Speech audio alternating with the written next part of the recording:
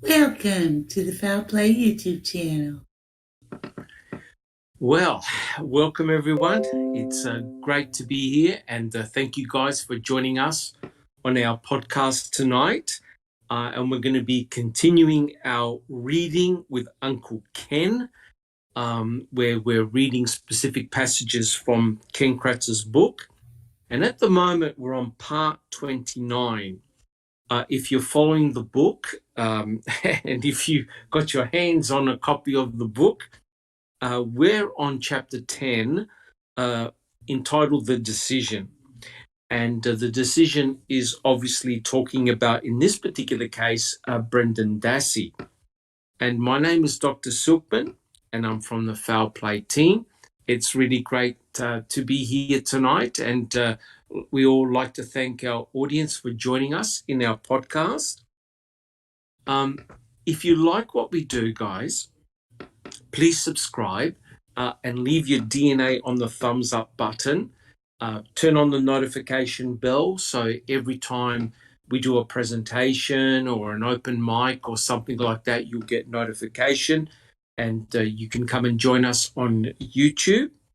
We have a very active Discord channel where there's somebody on nearly 24/7, and we discuss many aspects of the case. Not only the Brendan Dassey, Steve Avery cases, but other cases as well. There are a lot of very passionate people on the Discord channel and also on the panel, and you're free to ask as many questions as you want. We have an extensive library. If you go to our website, we have many documents for the trials and also other trials as well. They're all free for you guys to read. So, help yourselves, guys. The research material is there. The good thing is any money that we make from our YouTube channel, we buy documents, right? So we reinvest back into our channel. And a lot of hardworking people have put in FOIA requests, and we make those documents available. So all our income that we get, we basically buy FOIA documents. Okay, and lastly, we've started a new forum section on our website. And the forum section really is for anyone to come along and post questions. There are many mods on the forums. And what we try and do is we try and answer the questions as quickly as possible. We get notifications when there's a new post, and the mods, I'm sure, will answer it. And there's been some great topics already, and that's been fantastic. So it's an open forum. We can discuss anything that you want, right? So that's awesome. Well, look, guys, just a couple of other things.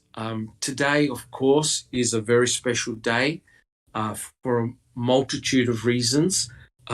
One of them is my daughter's birthday today. She's 32 years old, and September 11, unfortunately, brings back some vivid memories for all of us. It was, I don't have to say it, but it was a world-changing moment. Truly shocking. A lot of people lost their lives over stupid and senseless terrorist attacks. And I just want to give a heartfelt thanks to all the people that were involved trying to rescue people. It was a really shocking event, and I watched it with my family. I'm sure you guys did too, live. And, I'm from Australia, and it was pretty shocking. And I know a lot of the members on my panel, on this panel, are from the US. And so it must have been truly shocking. So our thoughts and prayers go out to, all the victims, and, we'll never forget it. That's for sure. It truly was a stunning moment. A significant moment in the history of the world. And, at the moment, we're going through another tragedy throughout the entire world, this pandemic with COVID-19. But hopefully with vaccination and good medicines, we'll come out of it soon. Does anyone in the panel want to say a quick couple of words about September 11? Who would like to say a few things? Because a lot of you guys are from the US. You must have had a very unique perspective of things. Would anyone like to say anything? Jack 61. Never forget. Yeah. I just want to say thank you to all of the hardworking firefighters and officers and rescue people who were timely on saving the lives that they were able to, because there was a lot they couldn't. And yeah, thanks. Yeah, truly, it truly was mind-bending, that's for sure. Susan, do you have any comments? And just a blessing goes out to all the family members, survivors, and friends of survivors that had to experience that tragedy firsthand. Yeah, it's truly unbelievable. And I remember being shell-shocked. No one could do any work, and we're all glued to our TVs for about a week, just simply in a state of complete disbelief and shock. And it's just truly amazing. Truly amazing. I flew from Kansas City to Phoenix September 10th. Oh, so I was lucky. Yeah, truly unbelievable. All right, guys. Does anyone have any additional comments? We're all good? Beautiful. Neverly. Morning. Well, Good morning. talking about 9/11, as everybody says, we will never forget about those 27 plus, almost 3,000 people that got killed that day, the 20-year-old war, all the casualties of U.S. military and innocent people in Afghanistan, the war in Iraq that transpired after that. And after all is said and done, people are still in New York, people that are from New York or were in New York at that devastating day, are getting sick with cancer, even 20 years later, from everything that they have inhaled. The respiratory difficulties affected many, many people, and there are lawsuits going on. But if money can buy the medication for cancer, that would be great. But yes, we're not 100% there yet. agree. 100% agree. Yeah, so thank you very much, guys, for the comments. And, Sunshine. I just want to say thanks to our military members who have sacrificed so much, whether you believe in the war or not, or any of that. Just, there are plenty of us who have loved ones in the military, and I just appreciate their service and their sacrifice. And, I'm just grateful for them. Yes, well said. Absolutely well said. I mean, no one likes to go to war. War, as we all know, is very, very senseless. It can be very senseless. But, people risk their lives. Look what's happening now in Afghanistan. It's just, just a complete human tragedy. It's, I don't know. It's mind-shocking, unfortunately. Okay, well, thank you guys for those comments.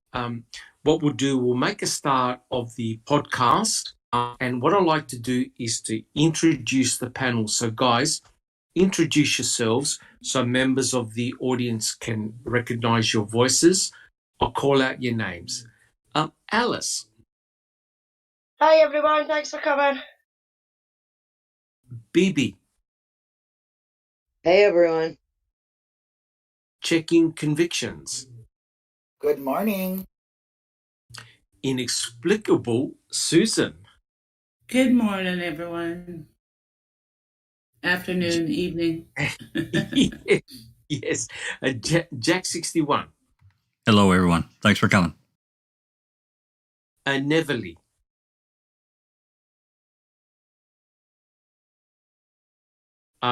Neverly, is your mic on? Good morning, everyone.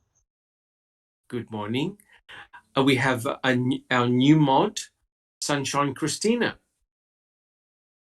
Good morning, everyone. Welcome to the reading of Ken Kratz's lovely book. Yeah. We have Zoe. Hi, everyone. And we have Sammy. Good morning. Awesome. Neville, do you have a comment? No. Okay, great. All right, guys. Well, my name's Dr. Silkman. And like I said, I'm from the Foul Play team. We'll make a start, guys. So what we're doing for the new members of the audience, what we're doing is that we're reading specific passages from Ken Kratz's book. I then pose a question and we open it up to the panel. Now, if you guys have got any questions in the listening audience, don't be shy, write down your questions, because both Checking Convictions and Sammy will be checking the chat. All right, so put down your questions there. All right, guys. Now, today's podcast, fingers crossed, will probably go for about an hour, because what I want to do is to, yes, BB? Sure it will. I believe you. Hopefully it'll go for about an hour, because I've only got a couple of questions for this particular chapter. I don't want to start a new chapter midway to interrupt the flow. All right, guys. So what we'll do, we'll make a start. Now, remember, this is chapter 10, entitled The Decision. Ken Kratz is talking about Brendan Dassey and the fact that Judge Duffin had awarded the writ of habeas corpus. And unfortunately, that set off a bomb in Wisconsin, and a lot of people were not very happy with it, especially Brad Schimmel, who put in, he basically contested the findings of Judge Duffin, and we already know what happened in the future. So it was very interesting that the Attorney General, Brad Schimmel, was heavily involved in this particular case. Amazing. All right, guys, so we'll start the podcast proper. And I quote, "I have one major regret in my prosecution of the Hobart case, and that is the press conference I gave on March the 2nd, revealing some of the graphic details contained in Dassey's criminal complaint. Making a murderer seems to imply I loved and often courted the media, which wasn't the case at all. Believe it or not, I was frustrated with the media frenzy surrounding the case and was certainly not trying to add to it." Now, my question to the panel is, why did Ken Kratz always have a smile on his face when he was interacting with the media? And did his words actually match his actions? All right, guys, who would like Jack 61? First, liar, liar, pants on fire. Yes. God, oh my God, that guy. The reason he was smirking is because he knew, and he played the media. He used the media to great effect. Everything he said right there in that passage is nothing but a lie. And that's why he was smirking. I mean, correct. Because look, we've all seen the interviews, right? And we see what's remarkable is that the camera hones in on his face before they turn on the microphones. And you can tell he's got a smile from ear to ear. And then suddenly he turns serious when they turn on the cameras and they start asking questions. Very, very interesting. Checking convictions.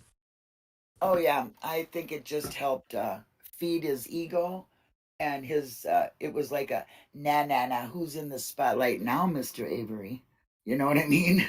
I really think it was like, I'm gonna make, you've been in the spotlight, everybody knows you. I'm going to make you look so bad and make me be the king. That's what I thought he was thinking.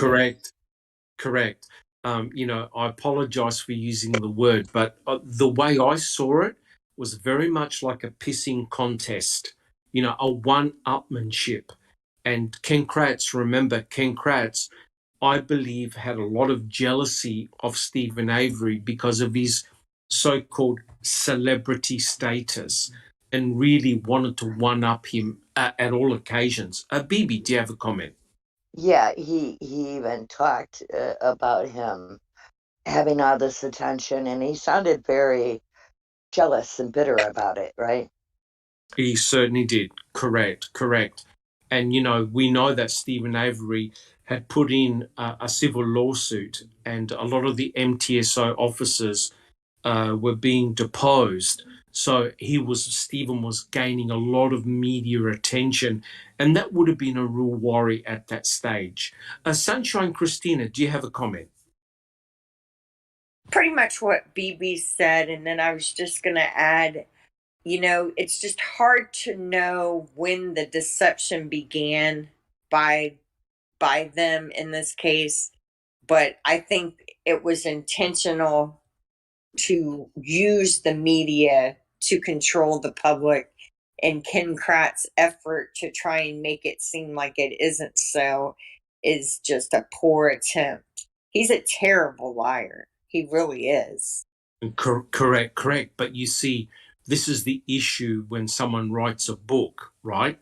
They can write whatever they want within the book, and it's important. It's up to people like us and our audience to read the book and point out the obvious lies and deception. And it's quite clear from what we've seen and from what others have commented that Ken Kratz very, very cleverly used the media to focus the attention on himself and away from Stephen and Brendan. Neverly, do you have a comment? Yeah, in agreement with the panel and what everybody else is saying in the chat. He's said it himself. He's a self-proclaimed narcissist.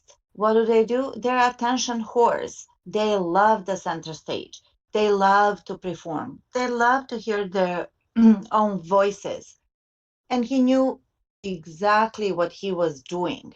He was poisoning the pool.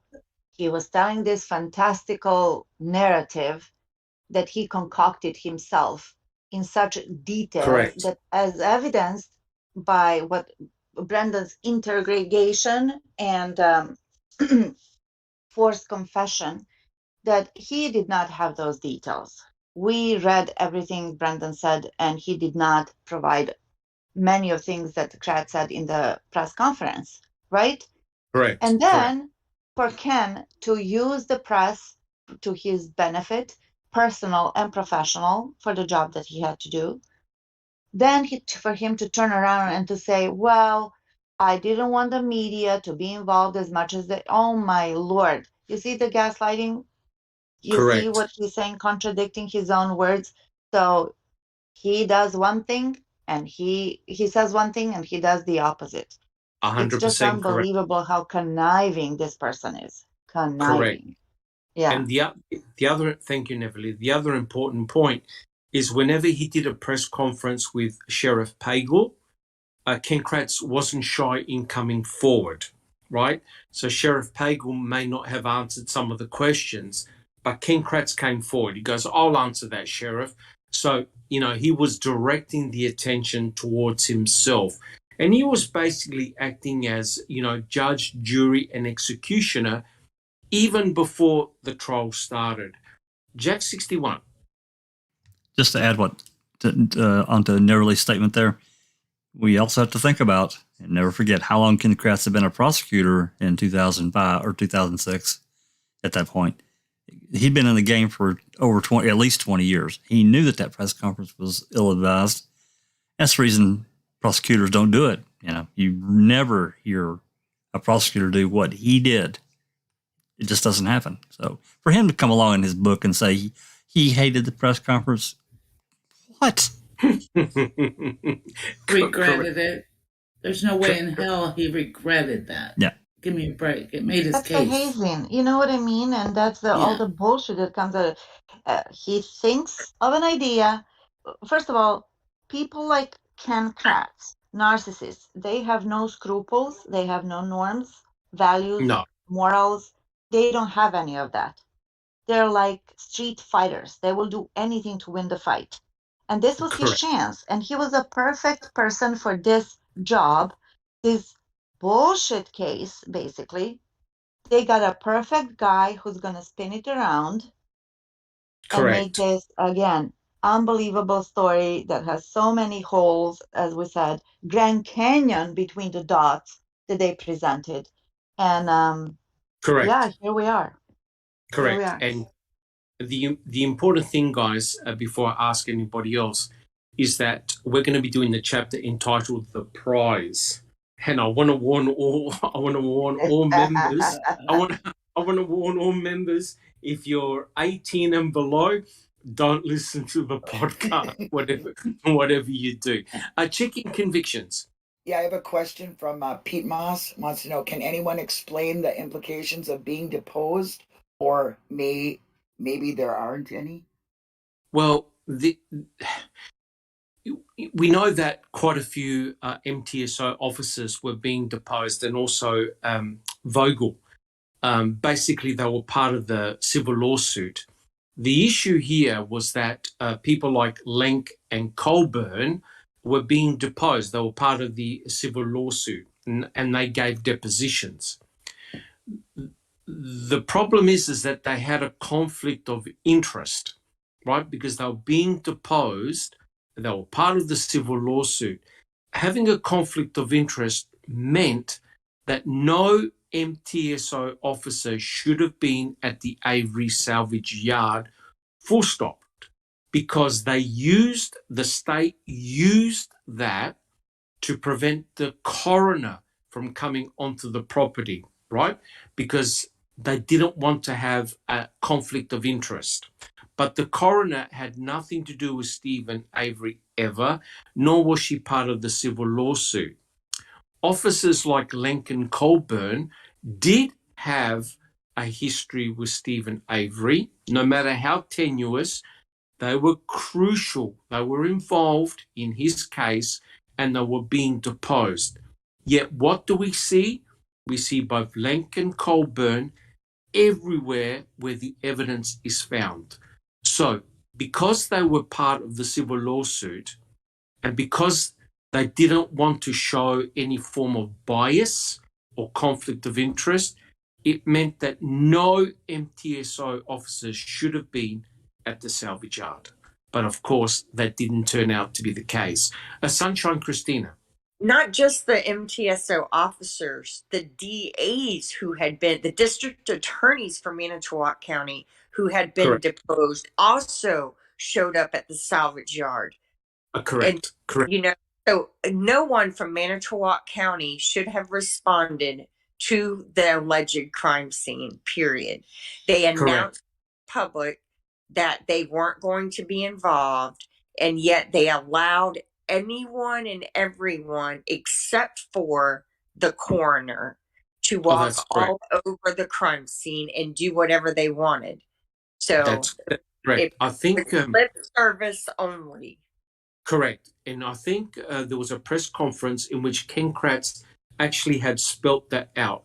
Due to conflict of interest, we're going to make sure that the MTSO are not involved, yet they were deeply involved. And you're right, Sunshine Christina, it was mere lip service. And Neverly, do you have a comment?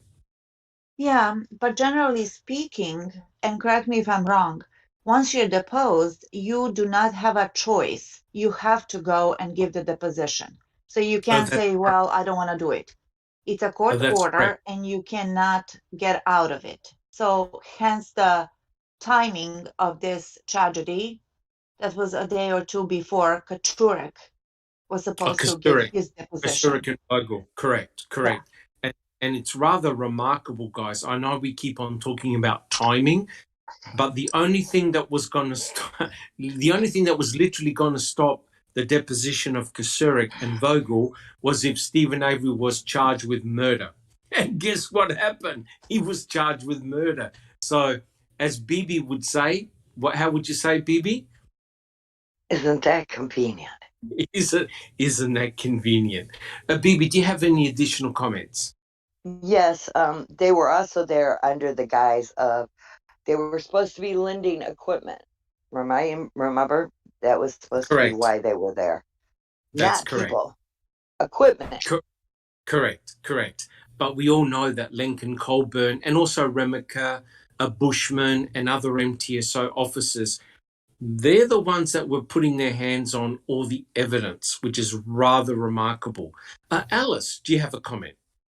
Yeah, it just goes to show you, Doc, that the courts and everything like that, just how bad they are. Because anywhere else, if there was a conflict of interest between any parties, it wouldn't have even made it to court. And the fact that these people have not, the amount of appeals that Stephen and Brendan, both of them have had out of the whole situation, not one judge or anybody has came out and said this should not have came to court in the first place because there is far too much conflict of interest. The people that weren't supposed to be there are the people that are finding all the evidence. That should have got flung out in the beginning. Correct, 100% correct. But you see, you guys, we did an open mic, a couple of open mics where we're looking at the briefs and the responses, and then the last open mic that you guys did, that Kathleen Zellner actually had to write, like an internal memo of all the things that the Court of Appeals got wrong, right? And that's very embarrassing for a high-flying attorney to have to do that. Jack 61. You're talking about that rebuttal that Susan and I read out, the lawyering for dummies? Yes. But you have to admit, Jack 61, we must be in Disneyland or something, because oh my God, why does an attorney like Kathleen Zellner, who's been in the game for a long period of time, have to consistently write memos like this to point out all the mistakes that the Court of Appeals are doing, right? It's insane, because it's like that they're relying on their reputation, or I guess these state lawyers, of saying, oh, she's misrepresented this and she's done that, and she's lying to the court in order to get Avery a new hearing or a new trial. And she would never do that. There's just no way. And they missed why they would misstate that. I don't. It's like that they think that these judges are going to believe that. Maybe they will. I don't know, but I think it's pretty terrible. Well, like we've discussed, guys, we need someone like Judge Duffin to see through all the bullshit, shine a light and say, right, let's get this sorted out once and for all.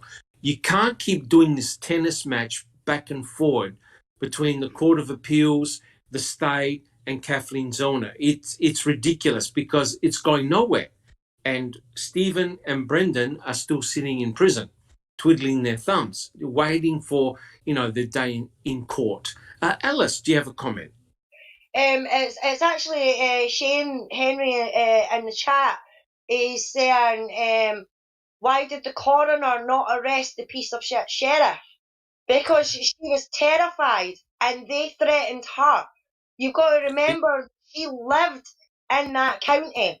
So she would have been harassed left, right and centre. She would have been stopped by the police, everything like that. They threatened her and she was scared. She was frightened for her life. Even though she's the one that could have arrested them, she was terrified of what they could do, because she's had experience with them before, and because she didn't do what they wanted her to do in a previous case and things like that, they knew that they couldn't have her on that property no matter what. Correct. Peterson, Sheriff Peterson, called her into the office and basically said, if you step foot on the salvage yard, you're going to be arrested. Now, you're right. You're right. She had the power to arrest the sheriff. But could you imagine the consequences to the coroner, right? And anyway, the problem is this. If the cremains were already removed, it was too late. The coroner needed to be there in situ, right? There's no point in the coroner going onto the salvage site if they've already done the deed and removed the evidence, right? So, yeah, you're right. She should have arrested the sheriff, but it was too late because she found out the cremains had been removed from the watching TV. So it was too late. Inexplicable, Susan. Yeah, but she still could have determined that there was no fire there that burned her in that pit. Correct. She could have determined that, I believe. Yes, she could have brought her team in to have a look at the fire pit because what did the state do? They brought in skip steers and they totally destroyed the whole burn pit area. They flattened it, right? So no one could go back and re-examine it. It completely got taken to pieces. Yeah, you're right. It's a real shocker. Susan, any more comments? Oh, it's just unbelievable. Correct. Yeah. Correct. Alice, do you have a comment? The fact as well, Shane, is that when court case was happening, Fallon and Gann and Kratz, when she went to take the stand as well, they said to the judge that they didn't think it was right because it was a conflict of interest and that she was a disgruntled employee. So it wouldn't matter what she said anyway because she was a disgruntled employee. But the fact of the matter is that the coroner never had any conflict of interest whatsoever when it came to Stephen Avery case, whether that was the 85 case or the 2005 case. There was no conflict of interest there with her at all. But Correct. They portrayed it as a conflict of interest. But they had the police officers that there was a big conflict of interest in the courtroom handing out bloody evidence. What does that tell you? That's correct. That's 100% correct. Yeah, that boggles the mind, that one, Alice. Bibi, do you have a comment? Oh, it's just a cute one. Mastershit said he refuses to buy the book until such a time they publish it in 2-ply. Yes, correct. Well, you don't have to buy the book, guys. Just listen to our podcast. We're up to part 29. By the time we finished, we would have covered the entire book. All right, guys. Now, what I would like to do, so it's quite clear that what Ken Kratz wrote here about him not being cushy with the media is completely wrong, right? Because every time we saw him, he was pretty cozy with the media and he demanded the attention. He craved the attention, right? Now, what I would like to do is just to read a small little snippet that was written by Stephen Drizzen. Now, Stephen Drizzen and Laura Nyrider are now representing Brendan Dassey. And Stephen Drizzen wrote this little article, and it's entitled Theft by Press Conference, Stealing a Defendant's Presumption of Innocence with Prejudicial Pre-Trial Publicity. Before I read a little passage, Kathleen Zellner hired a professor of law to go over what Ken Kratz did. And I think the team did Foul Play did a presentation, a powder puff presentation of the professor basically tearing shreds off Ken Kratz. And one of the things he said was the illegality of the March 2nd press conference. This little passage sums it up perfectly, and I'll read it because it dovetails perfectly with what we're doing at the moment. So this is a little snippet written by Stephen Drizzen. I'll quote, Making a Murderer, Netflix's smash documentary series, was a revelation. opening my eyes to many things about Stephen Avery's case that I did not know before. As one of Brendan Dassey's attorneys, I had reviewed Mr. Avery's trial transcripts and some of the media coverage of his case. But there's a huge difference between reading a trial transcript or an online news article and seeing events unfold on film. Of all the shockers in the film, the most disturbing to me was Calumet County District Attorney Kent Kratz's press conference on March the 2nd, 2006. I saw for the first time how Mr. Kratz destroyed both Mr. Avery's and my client's presumption of innocence. Guys, what do you think about that comment? Jack 61. Bravo. Absolutely. Unbelievable, isn't it? Yes, it is. Right? And what did Strang say in court? How are you going to unring that bell? That's right. And the answer, you can't, right? And it's ridiculous that now Ken Kratz in his book says, well, you know, one major regret that I have. Well, the damage is done. The gates are open. The horse is bolted, you know.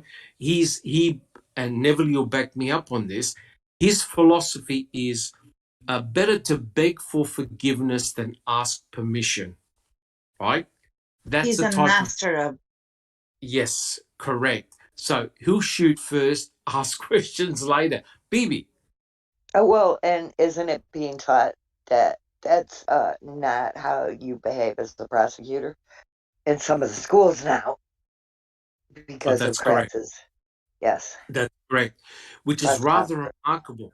Yeah, correct. Which is rather remarkable that there are many examples in the Stephen Avery and Brendan Dassey cases which are being taught by law schools around the world on what not to do, right? So, you know, you have to thank the producers of MAM for bringing that information to light. Otherwise, it would have just been a lost cause. You wouldn't have really understood what had happened, but we can see it and we can hear it. Truly shocking. All right, guys, are we happy to go on with the next question? Real good? How, Sammy, how we're doing with the audience? We're doing really good. Okay, great. Okay, I quote, "The Avery case was not just a matter of general public interest. It had become a full-blown media circus. And over the previous month, the defense team had taken several opportunities to publicly trumpet their defense that Stephen Avery, local celebrity and poster child for the Innocence Project, was the victim of police misconduct and framing."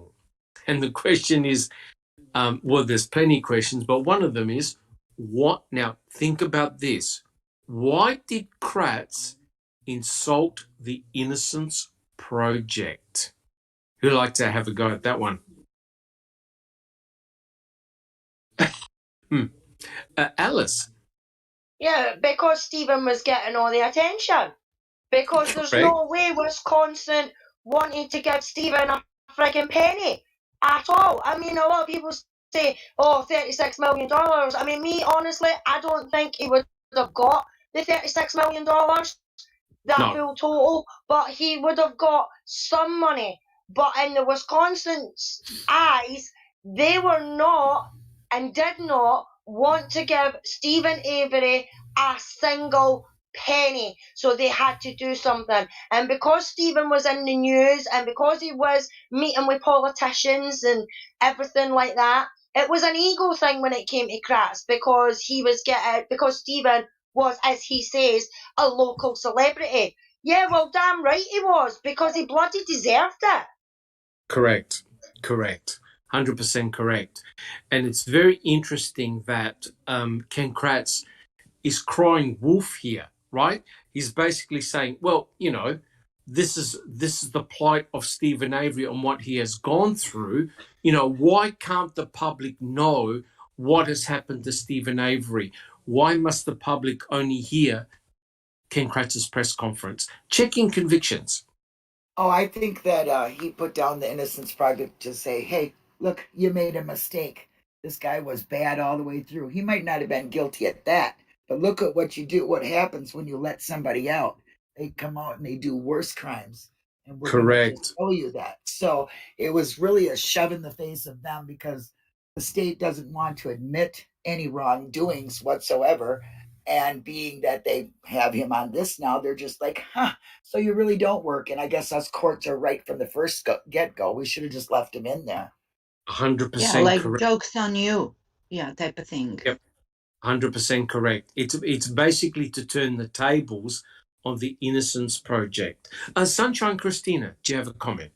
It's like smoke and mirrors. It's diversion and deflection so that they're keeping the media and the public's attention on Stephen and on the Innocence Project, which allows the Manitowoc County and Calumet County and the Wisconsin DCI to conduct themselves in ways that are against statutes and their own laws, and no one's paying attention to that. They want to keep the focus on Stephen and what a bad guy he is, so no Yes. one's paying attention to all the nefarious acts that they are committing in order to convict him of this fictitious crime. Correct. Yeah, really, really good comments there. You know, remember, the Innocence Project, their aim is to prove someone has been wrongfully convicted, which means in time, if that's proven, the person is released. Well, the attorneys, the prosecuting attorneys, are trying to put people in prison, right? They want to protect the verdict at all costs, whereas the Innocence Project is trying to reverse. Oh, you cut out, Doc.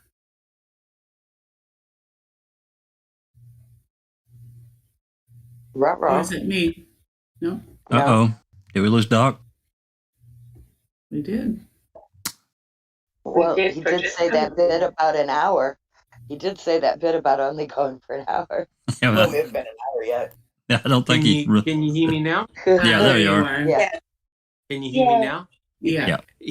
Sorry, guys. We thought you found it at the hour and pulled the plug. Yeah. No, you have to blame Zoe for that one, not me. No, but it's interesting how they had a go at the Innocence Project, right? Because the Innocence Project reverses the work that the prosecuting attorneys do. So in effect, he's having this go at the Innocence Project, and notice he called Stephen local celebrity and poster child. Inexplicable Susan, do you have a comment? Yeah, it's not uncommon across this country for dirty DAs to put down the Innocence Project. I've seen it many times. That's their enemy. People Correct. trying to undo their work. Yeah. Correct. Remember the gentleman by the name of Mark Godsey, who went from prosecuting attorney to being part of the Innocence Project in another state, which was Excellent book. Yeah. Oh, it's a brilliant book. And so, in effect, he saw what the prosecuting attorneys were doing and how the Innocence Project was much more like a laughing stock until he switched sides. And then he realized how difficult it actually was to prove one's innocence. Well, sorry, Christina. No. There's one of them. Is it Fallon that in all the communications we have, he refers to the Innocence Project as Project Innocent?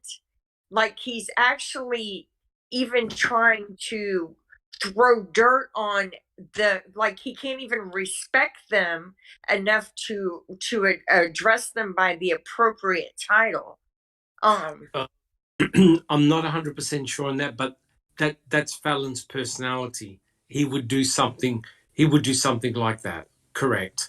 And it's funny that Ken Kratz, would mock the Innocence Project, because if you remember, we did a series where we looked at Dr. West, and he's the orthodontist who came up with all these scenarios that people bit their victims, right? And as a consequence of that, all these African American men were sentenced to lifelong prison terms, including one on death row, and it all turned out to be bullshit science.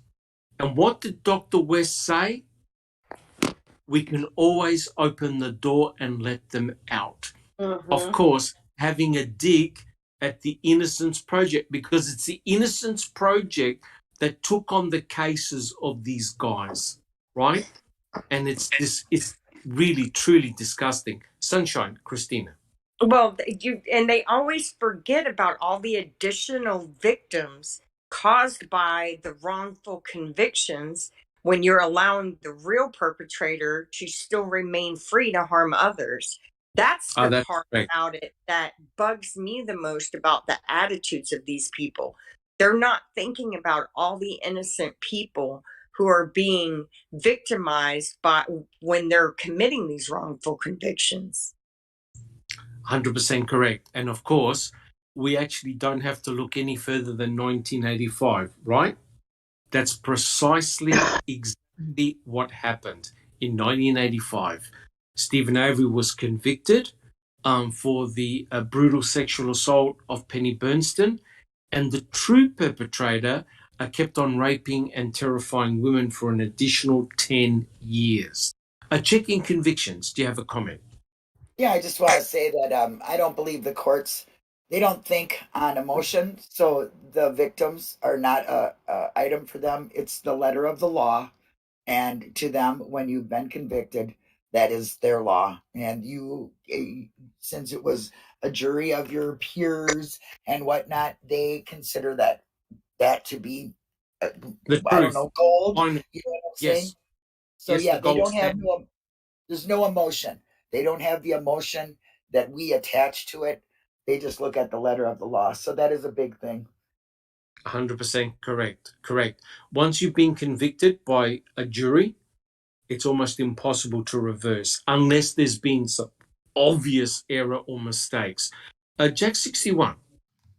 Dr. West is so arrogant, even after he was shown with the newer approach to the periodontal or whatever you want to call the bite mark, he was still so Yes, arrogant that he like, no, he was right. No, he just, oh my God. He was correct. so arrogant. Correct. That's the unindicted co-conspirator. That's the logic that he used. Like, okay, you didn't commit the rape, but you bit the victim and somebody else raped the victim. So you worked together. Under no circumstances could they admit that they were wrong. And that's exactly what we see here. Neverly, do you have a comment? Oh no, I'm sorry. You're good? Sunshine Christina. The DA in that case where you're speaking of the bite mark analysis was also a very arrogant prick who Oh, yes, he was. had no sympathy or empathy for anyone, and all the wrongful convictions he had helped to secure. That was an amazing documentary that Yes. showed that. Yes, it certainly was. And Foul Play, we did a presentation on it, on bite mark analysis, and Zoe did one as well, like a part 2. And if you've got time, have a listen to it, because it just goes to show, we're sort of like not mocking, but we're sort of going over what Ken Kratz has done. Dr. West has done exactly the same thing, and the DA as well. As Sunshine Christina said, very arrogant, and the two worked together. The two worked together. It was like a business, right? Raking in the money. All right, guys, does anyone else have any comments? All right, we're all good? Okay, so guys, we can continue the next question. We've only got a couple of more questions to go, and we'll actually finish in about an hour, maybe an hour and 20 minutes for this one. All right. I quote, "The rules of attorney professional conduct allowed me to make whatever public statements were necessary to cure the defense attempts to prejudice the potential jury pool. Given that, I hope speaking about the details of the Dassey complaint would counter the poor Stephen narrative advanced by Strang and Buting. And ironically, I also hoped it would be enough to prevent the media from sharing even further salacious specifics." Now, my question is this. What salacious details did Mr. Kratz leave out of his March 2nd press conference? Sammy? None. No, he certainly didn't leave anything out. Anybody else? Sunshine Christina? He left out the truth. That's what I was going to say. Correct. I mean, you know what I mean? They forgot to mention everything found in the Manitowoc County quarry, which they knew existed. They had kept from the public. And oddly enough, Wiegert and Fassbender never questioned Brendan Dassey about it in any interrogation. The interrogations were not an attempt to get the truth. They were designed and completed to secure a fictitious narrative to feed to the public. Correct. And to make matters worse, a lot of the narrative actually came from the investigators themselves, right? That's the worst part. Sammy, do you have another comment? Oh, yeah. Well, he made all of society prejudice before they had a chance to get a jury together. Correct. 100% correct. Jack 61. You know, some of the things we haven't been able to see the entire press conference, but he testified as truth in that press conference, and he made claims to evidence that he did not have, he never had, and he was never forced to produce by, any of these reporters that were around the feeding trough, lapping it up and the cash register running, getting their news stories. He made outrageous claims. Yes, he did. He did. Well, and if you read Wisconsin's Supreme Court ruling, it's 20.3.6, I think. The spirit of that is really clear to me. There are exceptions to that rule, as there are every Supreme Court rule, but the spirit of that rule is basically saying that a prosecutor cannot go publicly make statements that is detrimental to defendants. They can't do it. He did it anyway. 100% correct. But don't you find this rather disturbing, though?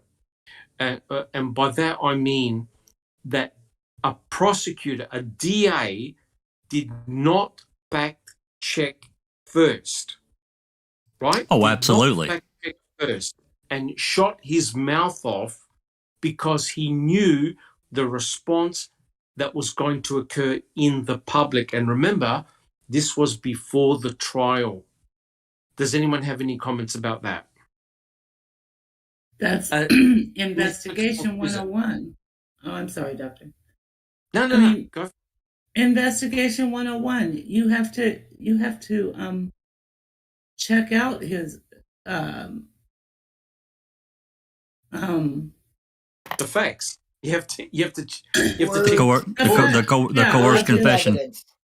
Confession. Thank you. That word wouldn't come out of my brain, but yeah, you have to investigate, and that's what they do. Somebody confesses, they go and check it out to make sure, because they try to corroborate everything, right? Corroborate, yeah, exactly. Correct.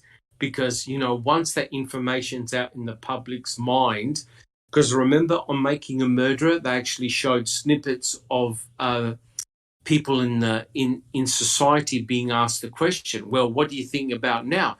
Well, I thought they were not guilty before, but now I've changed my mind. So it had the desired effect. And the thing about Brendan's The thing No. about Brendan's confession is they had already been investigating this for months prior. And Correct. so they knew that much of that story could not possibly be true. Correct. What took 100%. place in the trailer, in the garage. And They'd they knew. already They had- been through the. They had Yeah. to know he was learning disabled. Yeah, but you see, it was a means to an end, guys. It was a means to an end. Ken Kratz put it all out there and let it go where it went. And it caused a lot of damage, both for Stephen and for Brendan. Because remember, this was before the jury was even picked, and it caused a lot of issues. Jack 61. I see the same effect going on right now.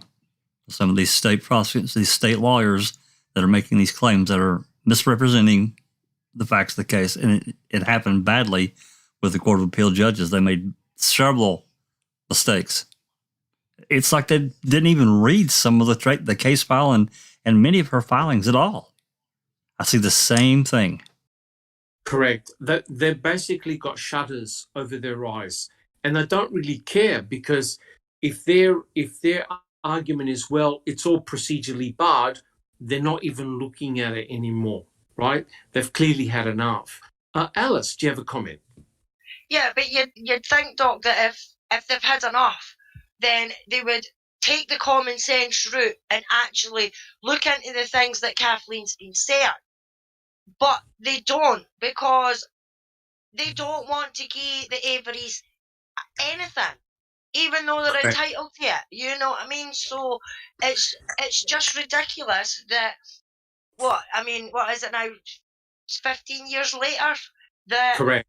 nobody, not one judge or a decent lawyer or anything like that has actually said, no, wait a minute, if you want this to shut up and go away, then do your job and look at the facts that are getting put out there and go and do your research, so that Correct. like we've done, and find out these details, especially the things that wasn't in the public eye at the time. I mean, the amount of stuff that we found and came across that wasn't in MAM and things like that is unbelievable. And it just needs to take that one judge or that one lawyer like Judge Duffin to say, no, wait a minute, this is wrong, this needs to be looked at. But I don't think that that's ever going to happen in Wisconsin.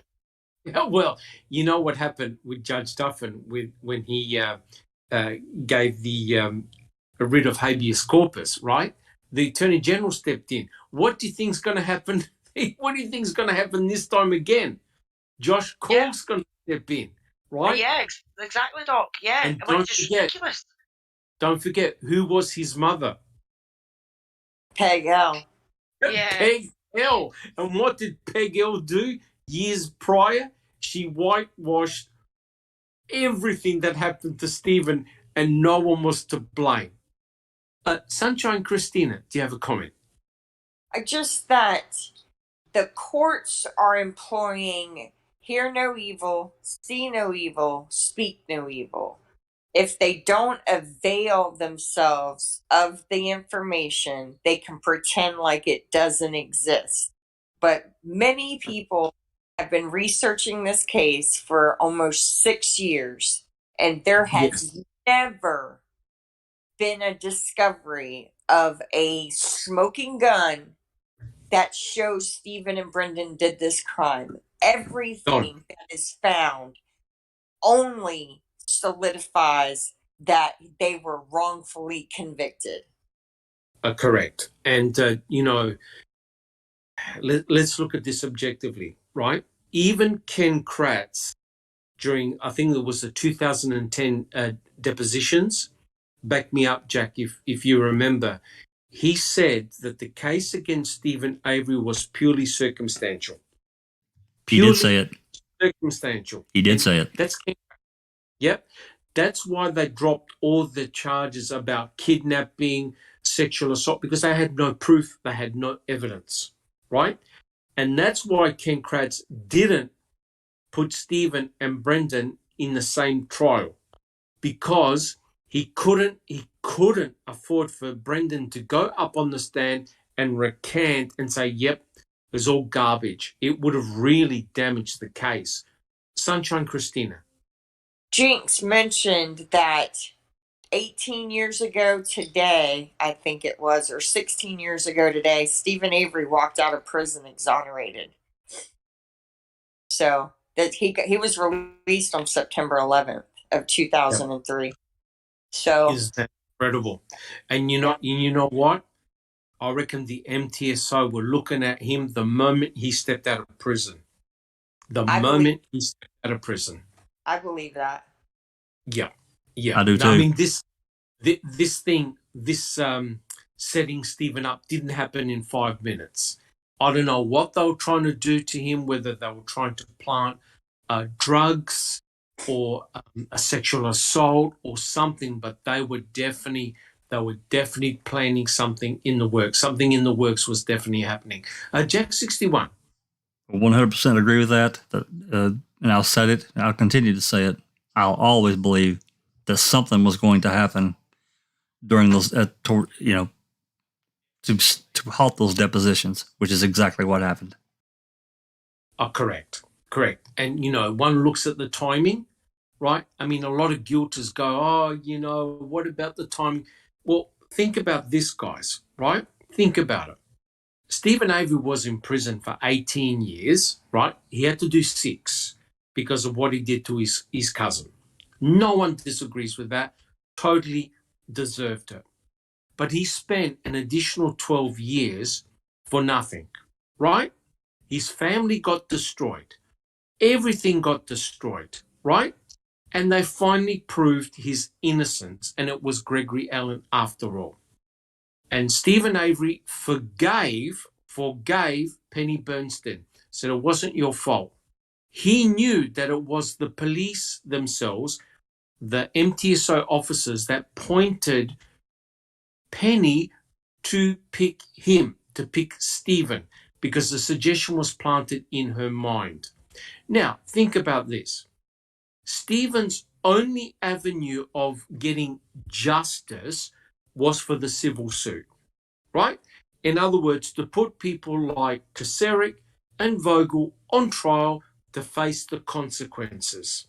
We all agree with that. Now, are you trying to tell me that Stephen Avery would throw all of that away, destroy his life, kill someone he had no grudge or anything at all against Teresa Hallbart, who all she was the photographer, came to the premises, took photographs and left? Why would Stephen throw all of that out of the window just to let Kaseric, Vogel and the MTSO off the hook, destroy his family all over again and go to prison? Not a chance. Take his nephew with him? No chance. No chance. Did I put it succinctly or not? Yeah, I mean, that's one of the things that bugs me the most about this whole case. That man spent 18 years, as we say, he's 6, which he should have done because he was a silly bugger and he shouldn't have done what he done with his cousin. So yeah, he done that. But the other 12, I mean, there is no way that man done that much time in the jail to then decide that he was going to commit this crime. Now, Teresa visited that property about 10 times before this incident. You know what I mean? So if Stephen had that in his brain, if he wasn't coping with the outside life and everything like that, and he wanted to get back in there, I'm sure there would have been an easier way for him to do that than commit murder. Correct. You know? Yeah. Sorry, Alice, keep going. No, so I'm just saying, with the guilters and things like that believe that he actually done that. They've got to remember that man spent time in jail that he did not need to do, and Correct. always proclaimed his innocence, you know? So for him to do that and constantly fight, and then he's going to just all of a sudden get up on the 31st and decide, oh, I'm going to murder somebody today. And you know what? It's going to be that wee lassie that comes round to take the photos in my motors. You know? Correct. It is Correct. just ludicrous. It is ludicrous. But the madness is this. There was a paper trail leading directly to Stephen Avery. It was the middle of the afternoon, with his sister living next door, with his nephews there, with his mother and father and two brothers on the property, and they could visit him at any time. And somehow he was able to murder Teresa Halbach, dismember, butcher, and cremate her, and no one saw a thing. No one. This is truly remarkable. All while he's on the cusp of becoming a rich man. That's correct. Because even if he didn't get 36 million, let's say he got 2 million, it's still rich for him, you know? Correct. But guys, we all know. Look at all the blowback that the MTSO would have got from the press.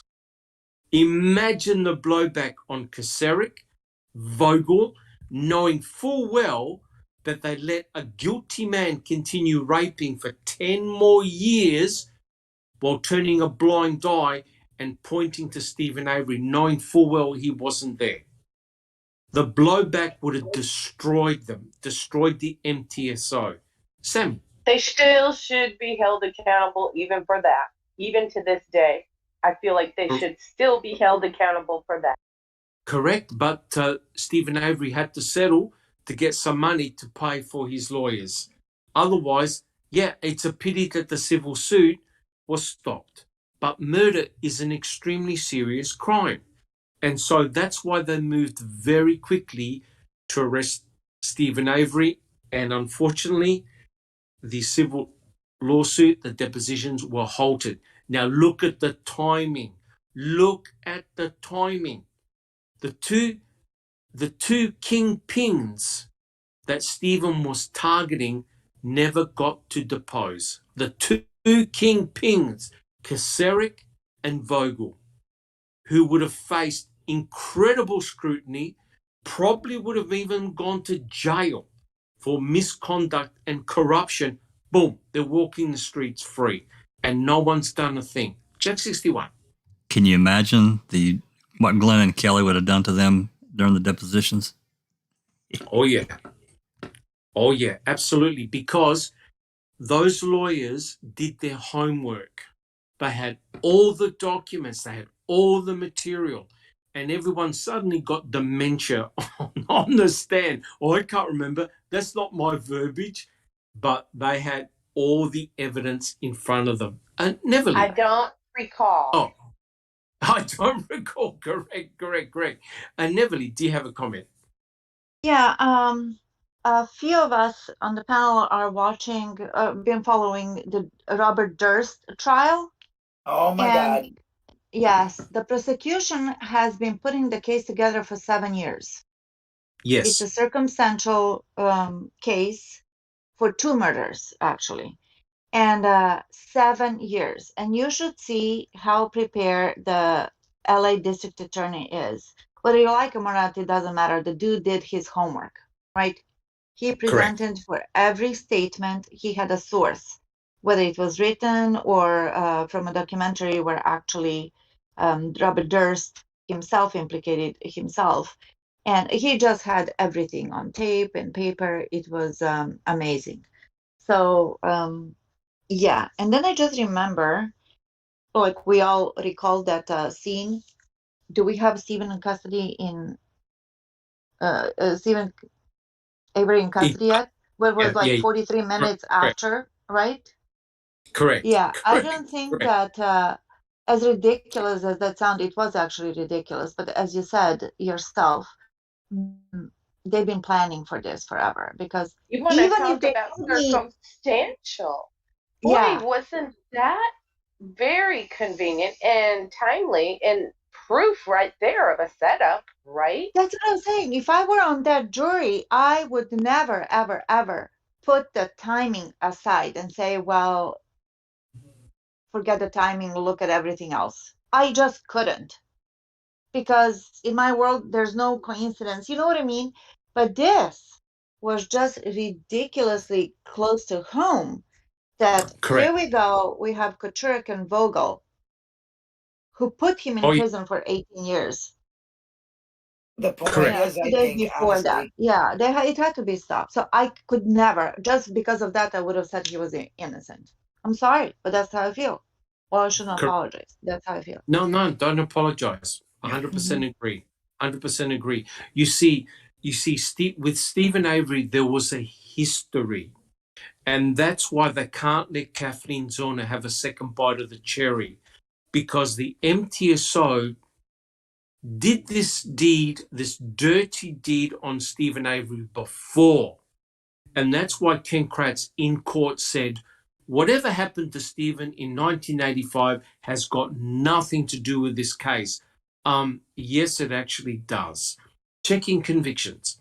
Yeah, I think the whole thing is that Kratz wanted to prove that, see, he's bad. He was a bad man. He's always been a bad man, and we're going to show you this is how bad he is.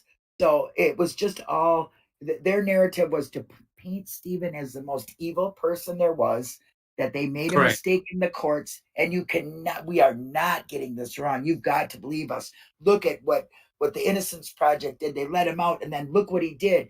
He went and committed a heinous crime against this young woman, and you know that was their whole thing, driving in that Stephen was a very, very dangerous man, no matter what. So it just Correct. was very convenient for them to have the timing and everything else. Well, And they didn't look at that because they were painting such a bad picture to him in public. It was correct. easy.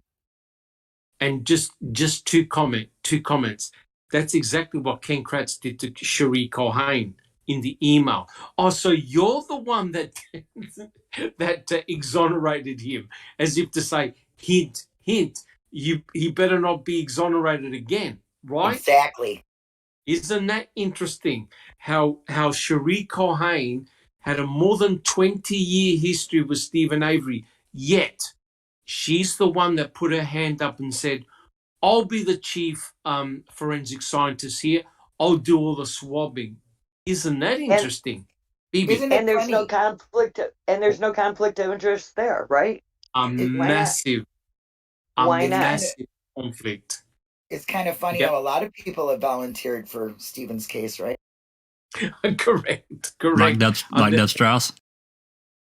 Yes. Exactly. Correct. Yeah, and Deb Strauss, wasn't she one of the officers involved in writing the report? Yeah. The Big time. depositions, yeah. That's right, one of the persons writing the report. So, look, this case, we know it's got it all. It's that bizarre, that ridiculous. But yeah, correct. So it's interesting that, Ken Kratz wrote that email to Cherie Cohane saying, oh, so you're the one that exonerated. That was him. That was you, was it? And of course, what does Fassbender do? Phones her up and says, try to put her in his garage or trailer. Now, how ridiculous is that, right? Which means there's no impartiality. There's inbuilt bias in the case already from day one. Guys, would you agree with that? Absolutely. Well, he 100%. said, try and put her there, not Yeah.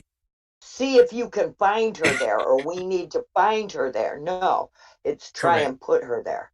Yes. Correct. And everyone knows in a proper investigation, you do a double-blind study. That is, the person doing the testing doesn't know what the samples are. Cherie Cohane knew what all the samples were, right? Because she did all the swabbing.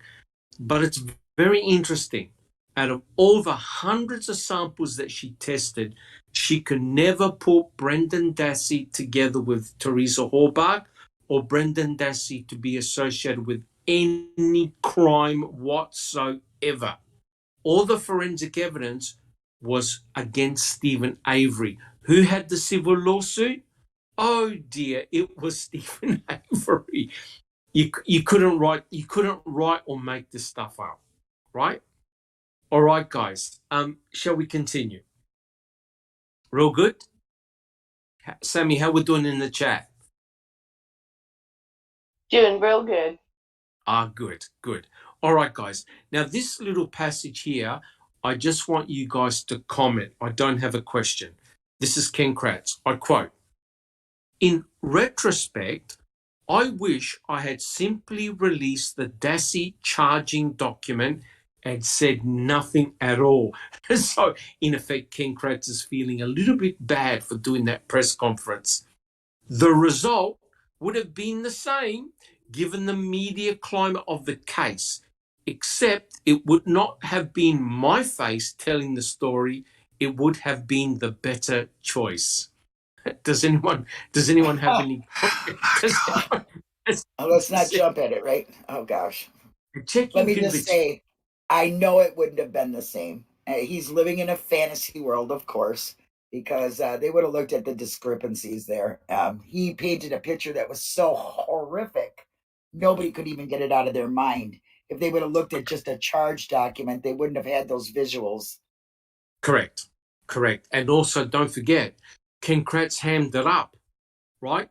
He was almost crying and in tears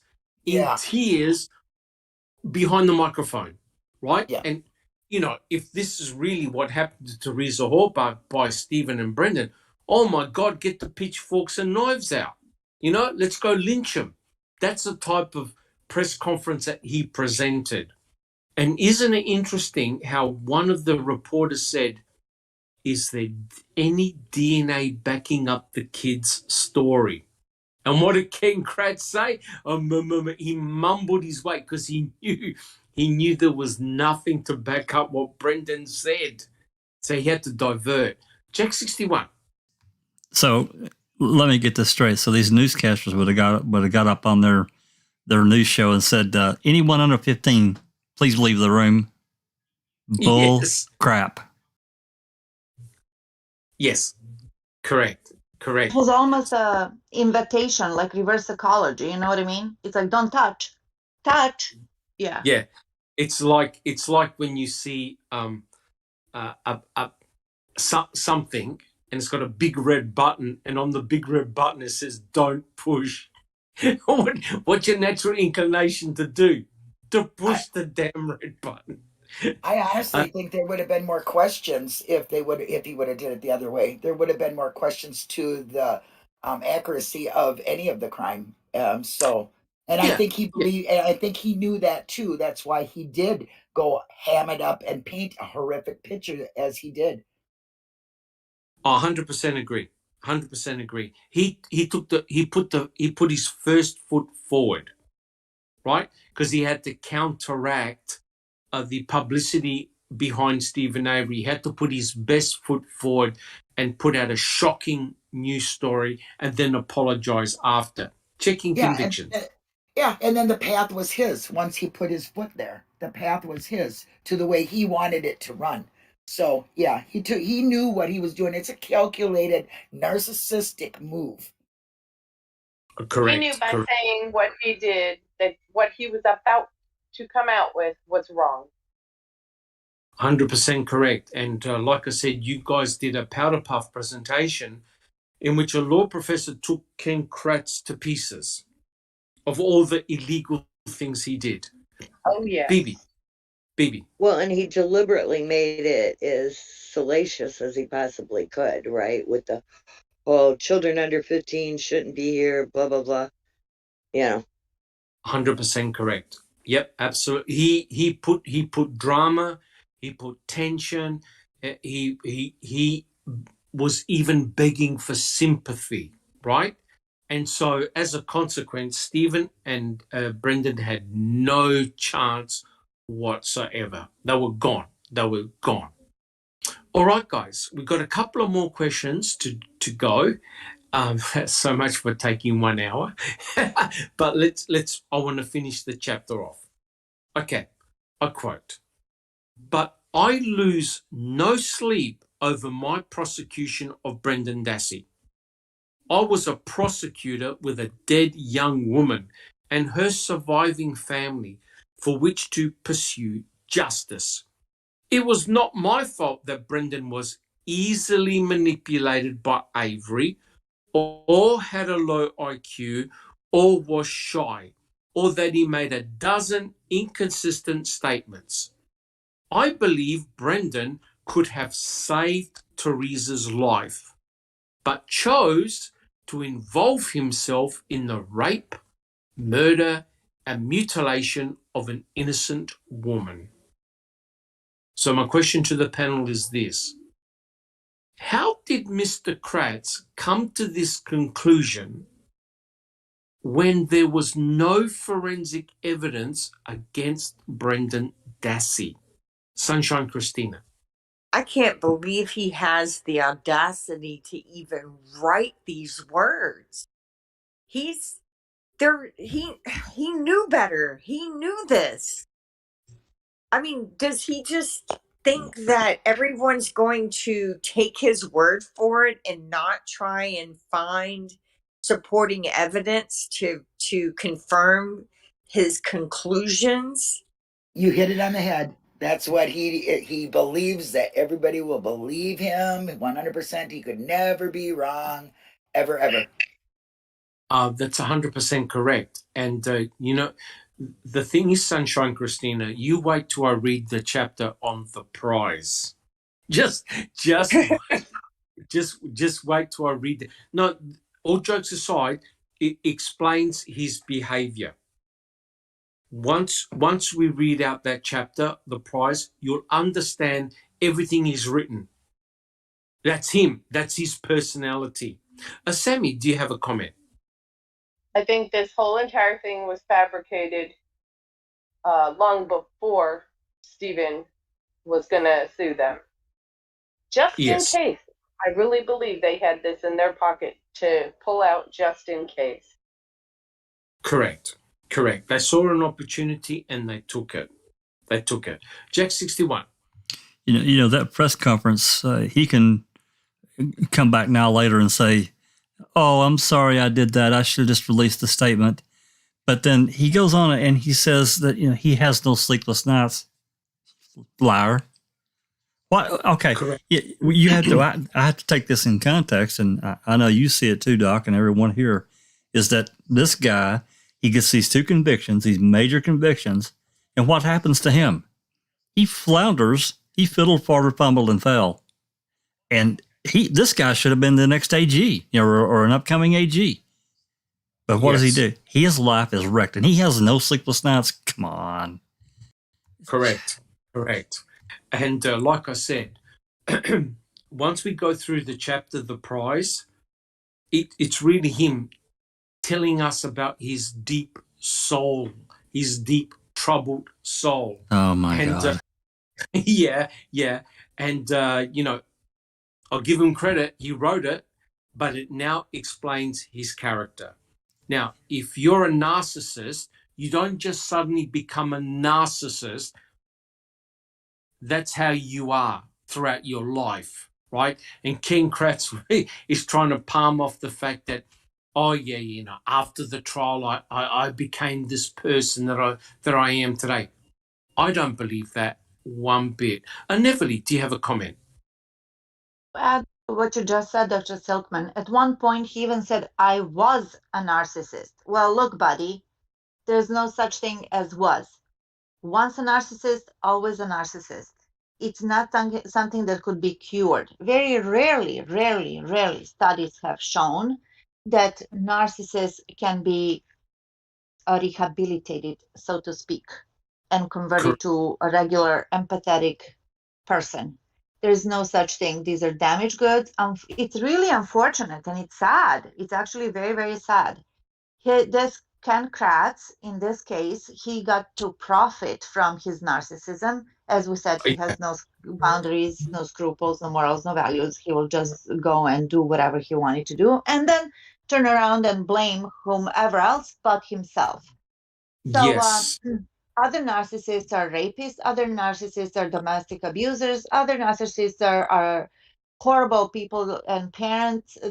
There's just nothing but bad when it comes to the narcissist. There's all this, as I said, Ken is not the only narcissistic prosecutor. There's a bunch of No. them. That's a perfect Correct. line of duty for them.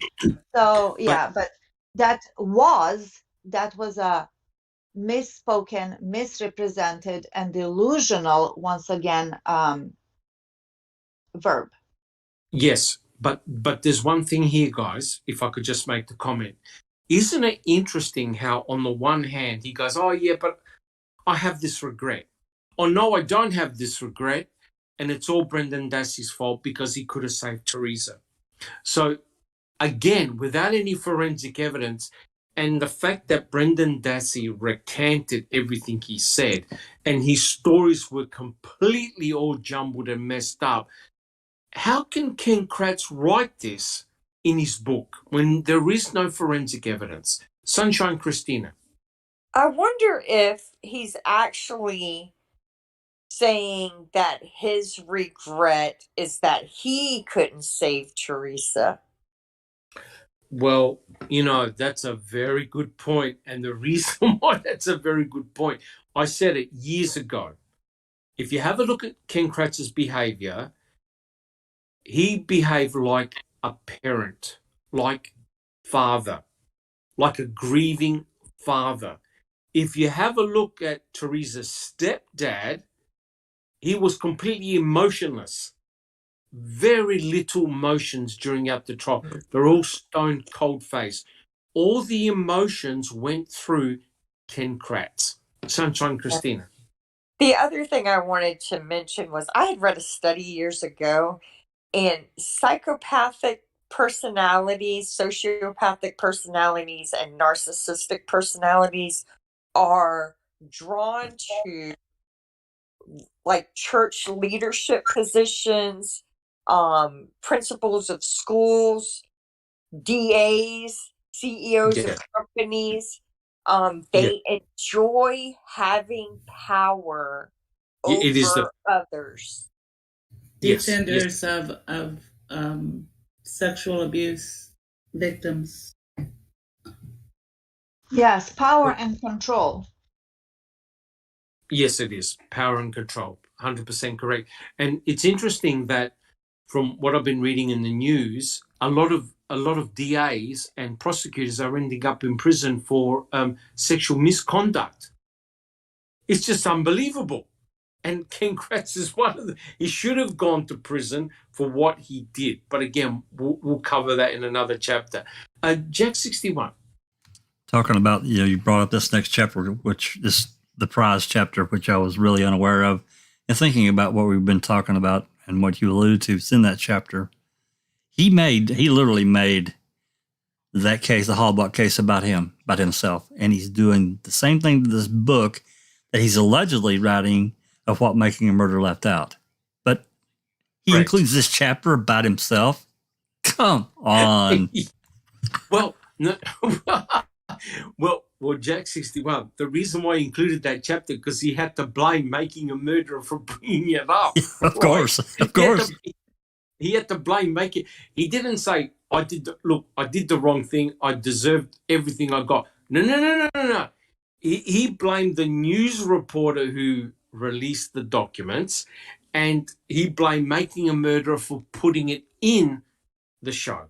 So he had to blame somebody else. Checking convictions. Yeah, just two statements.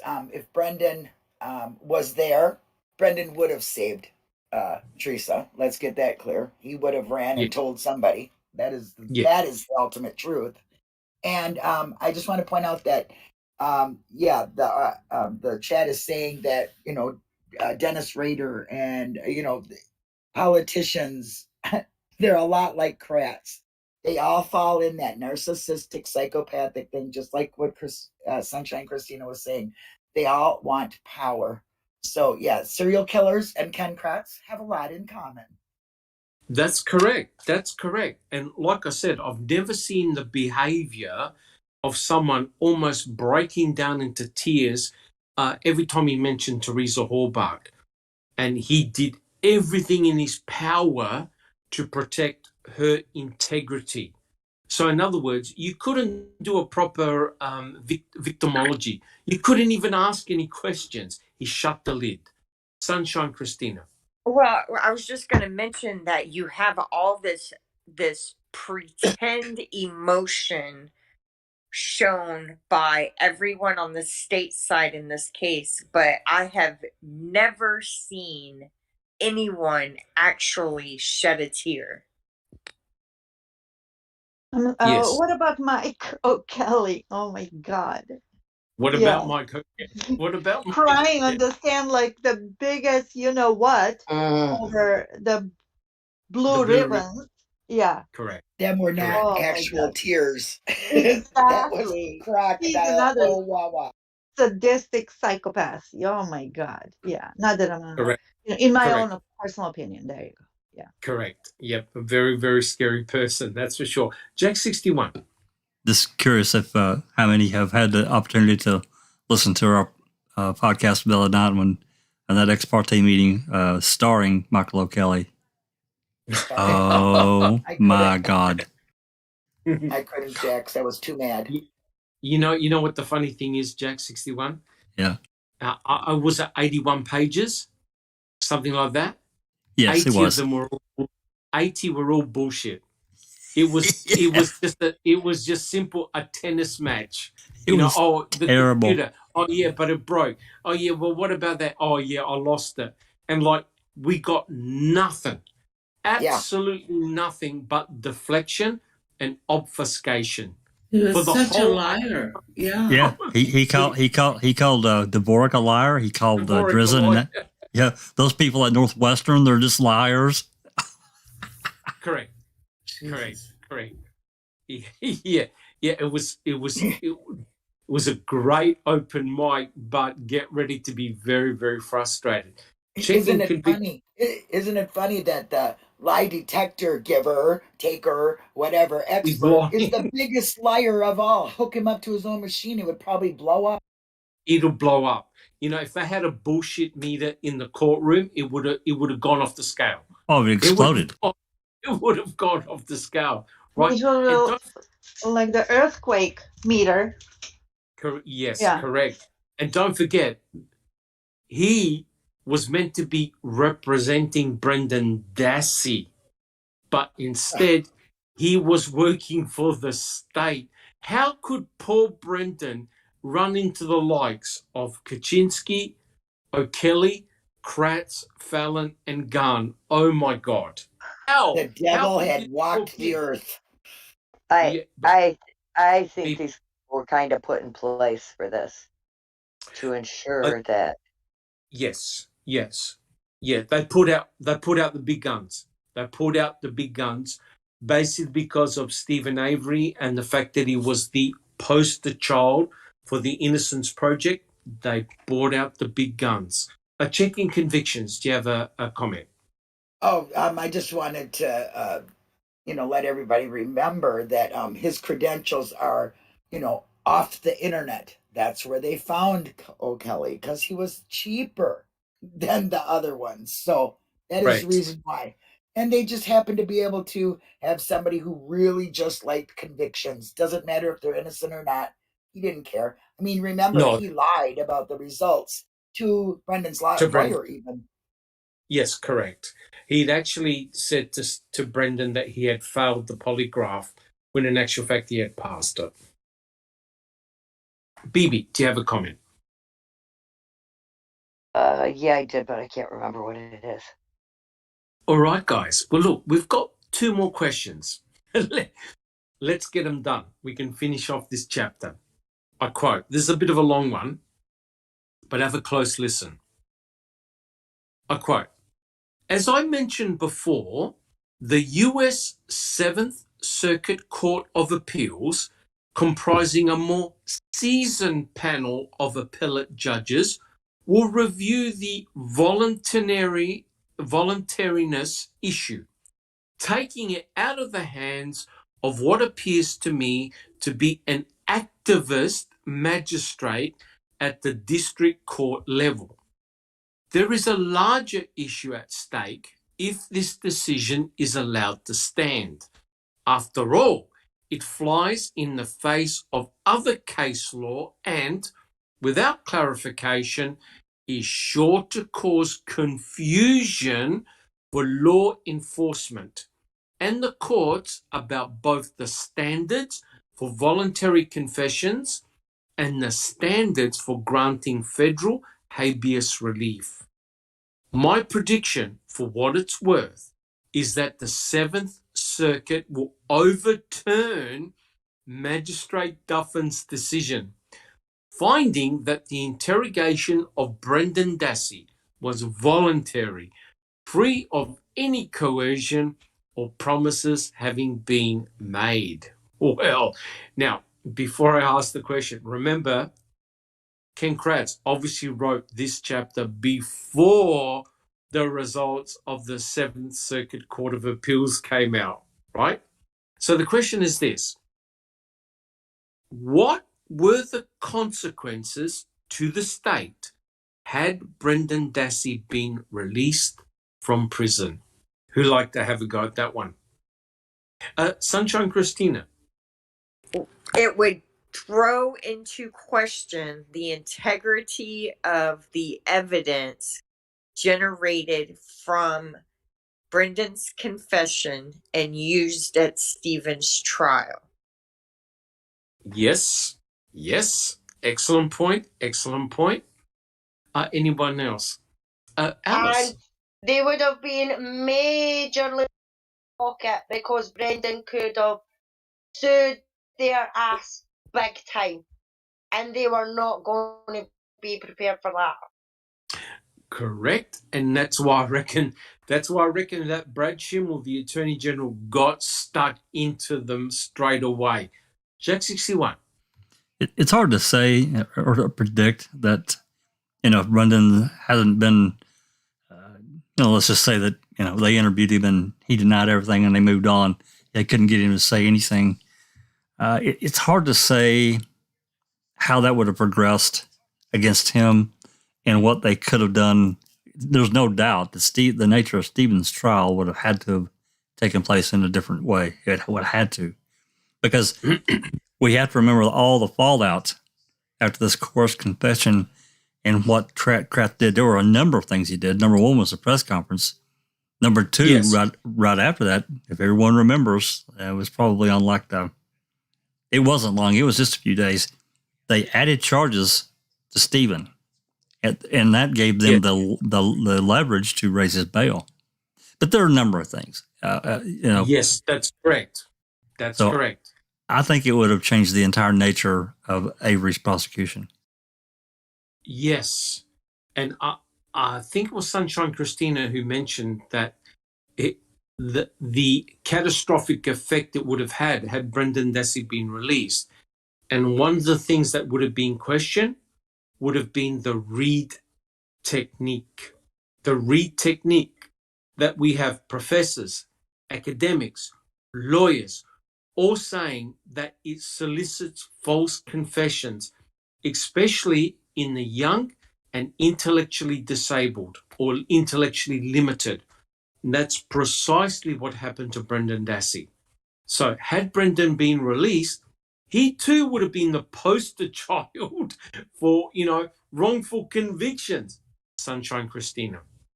Well, it's interesting. I think it should be noted that even though Brendan's petition failed, unfortunately, that already 2 states have enacted laws that now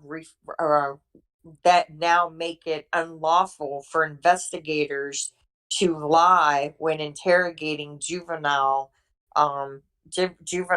in interrogations. So, I mean, everyone knows Brendan's confession was obtained wrongfully, and yes, confession.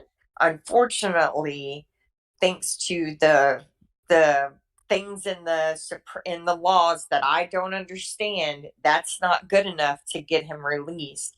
But thankfully, there are good people in the criminal justice system who want to prevent this from continuing and who are trying to take steps to do that. And DEPA. Yeah, I hope so. 100 I'd like to yeah. see some results. 100% correct. I mean, look, you know, people like Nyrider and Drizzen, they're no fools, right? They're professionals. They are post-conviction lawyers. They've done a lot of studies on false confessions, right? They've done a lot of study, right? And they can see all the hallmarks of wrongful convictions with Brendan Dassey, right? Academics, lawyers, professors have pulled, and also the Seventh Circuit Court judges, two of them, pulled the confession apart. Why is it that the state can't see that? Checking conviction. Unfortunately, innocence doesn't matter to the justice system. Honestly. Yeah, it correct. is stopped. Pure innocence is not even looked at. They don't believe it can happen. ADEPA has a lot to do with that, and or how you ever say it, whatever. I can never say it right, but yeah, I think the justice system needs to be reformed completely in order for them to start looking into this. There's just so many wrongful convictions, and the laws itself, written the way it is, stops them from looking at them cases. That's correct. And probably one of the most shocking things, and Jack 61 will back me up, that I overheard in the whole case was when a felon got up and said, innocent people don't confess. Oh my God, that guy. That's it. Unfortunately, that is very much the truth. People do not want to believe that people would do that. That's right. That's correct. That's correct. And look, you can go throughout history. People confess to all sorts of crimes that weren't even there, right? That they were in a different state or a different city, but they still confess. And depending on the type of individual, what motivates them to confess, either for fame, either for attention, and maybe because there's something wrong with them, right? And they get coerced, right? But the important thing is this: the investigators must keep something about the crime a secret and don't tell the press, right? For example, no one knew about the cranial bone fragments, the fact that the victim had been shot in the head, right? And throughout all the interrogations that Brendan had, Brendan never mentions gun shooting in the head. Never. Never. That was an critical element of the case. Who spills the beans to Brendan? The investigator himself, Wiegert. Therefore, he contaminated the entire interrogation. He contaminated it, right? And people like Drizzen and Nyrider have pointed out all the fundamental errors that Fassbender and Wiegert have done. Yet, there are no consequences to them. None. Guys, do we have any comments? All right. Sammy, how we doing in the chat? We're doing pretty good. I know Shane Hendry's having a good laugh about Kratz's fuzzy sweater. Okay. All right, guys, our final question for this particular chapter. Now, this one is a ripper. So have a close listen. A quote: if the state of Wisconsin loses that appeal and Brendan shuffles out of prison, I wonder how he will have changed. What the rest of his life will be like. Will history repeat itself in Manitowoc County? How long will it be before a second member of the Avery clan shows up in civil court to file a multi-million-dollar lawsuit alleging wrongful conviction or police misconduct? Will he follow Uncle Stephen's lead again? Will he place the blame for his misfortune? Will he take the life of another in retaliation? If he does, I'm certain the Making a Murderer cameras will return to Wisconsin to capture the aftermath. All right. Here's the question. Don't blow up, guys. Wait for the question. I hate this man. Is anyone surprised with why Kratz became the most hated person in Wisconsin? Neverly. Further than Wisconsin and abroad, international hatred for Kratz, which he loves. Attention, any negative attention is still attention. But that Correct. son of a gun, what he just said, was the exact truth why Wisconsin is protecting the verdict. First of all, he made fun of Brendan. Will he even if he shuffles out, you know what he's saying right there? Correct. Then Correct. the Avery clan. Yes. So that's a dig right there. Yes. And then, yeah, if he's gonna get out and sue the county for wrongful imprisonment, that's what they're afraid of. That's Correct. exactly what they're afraid of. Correct.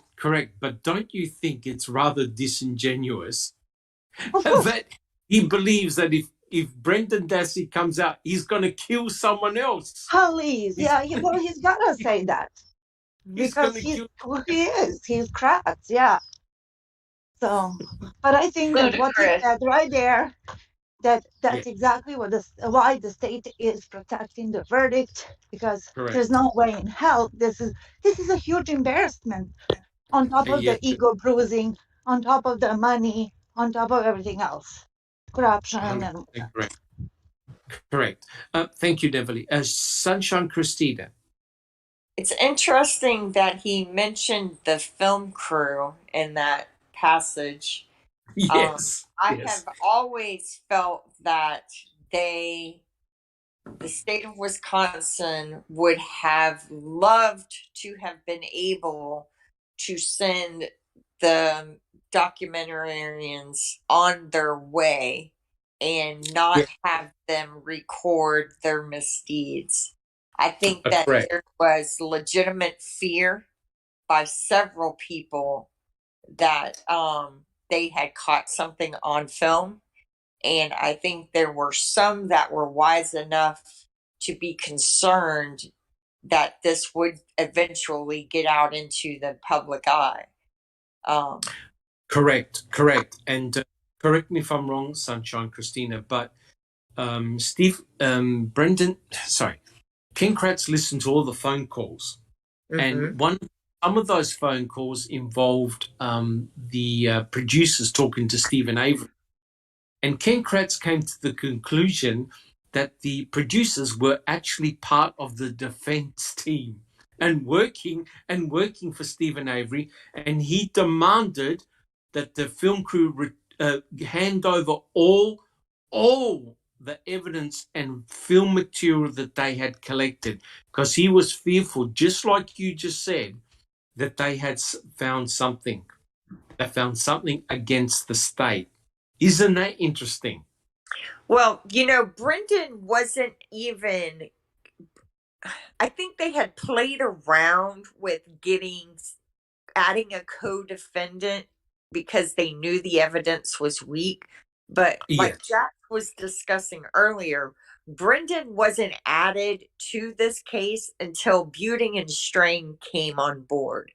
Because at first, Stephen was represented by the public defender. And I think Kratz and company felt confident they could work their magic around and not have to worry about Lloyd getting too suspicious or causing too many problems. I don't think anyone isn't suspicious, but it's more about what they can stop.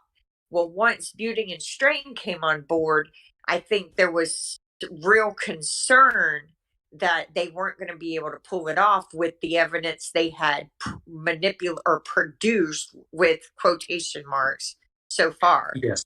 So Yeah. then they sat down, they had a brainstorming session, and they figured out what was needed in order to get this case in front of a judge and get a conviction.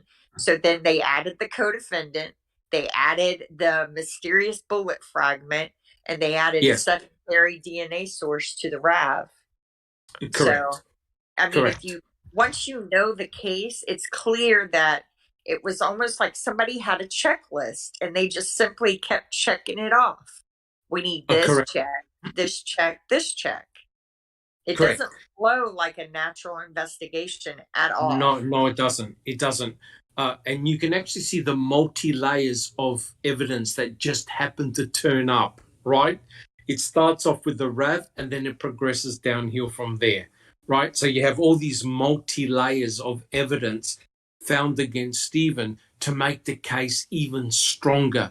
But Brendan was never in the equation. Brendan entrapped himself.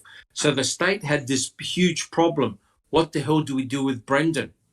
And the answer was, well, we'll do a separate trial. We'll do a separate trial. We won't get him involved.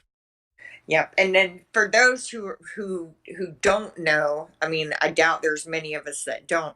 Every single piece of evidence has tons of supporting evidence that shows it's not natural. Correct. You know, from Correct. the RAV with the phone call from Andrew Colburn 2 days prior with calling in the license plate and no reasonable explanation given for doing so. Every piece of evidence is like that in this case. Not one piece of evidence is solid. It's all fabricated. Correct. Very good point. And Neverly, do you have a comment?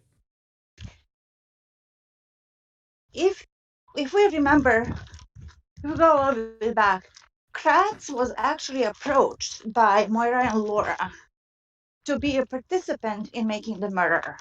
He refused that. Then Yes, he he did. sued them. He wanted to destroy everything that they've made. Luckily, one of them is an attorney, so she had a leverage and she knew what to do. So that's one point.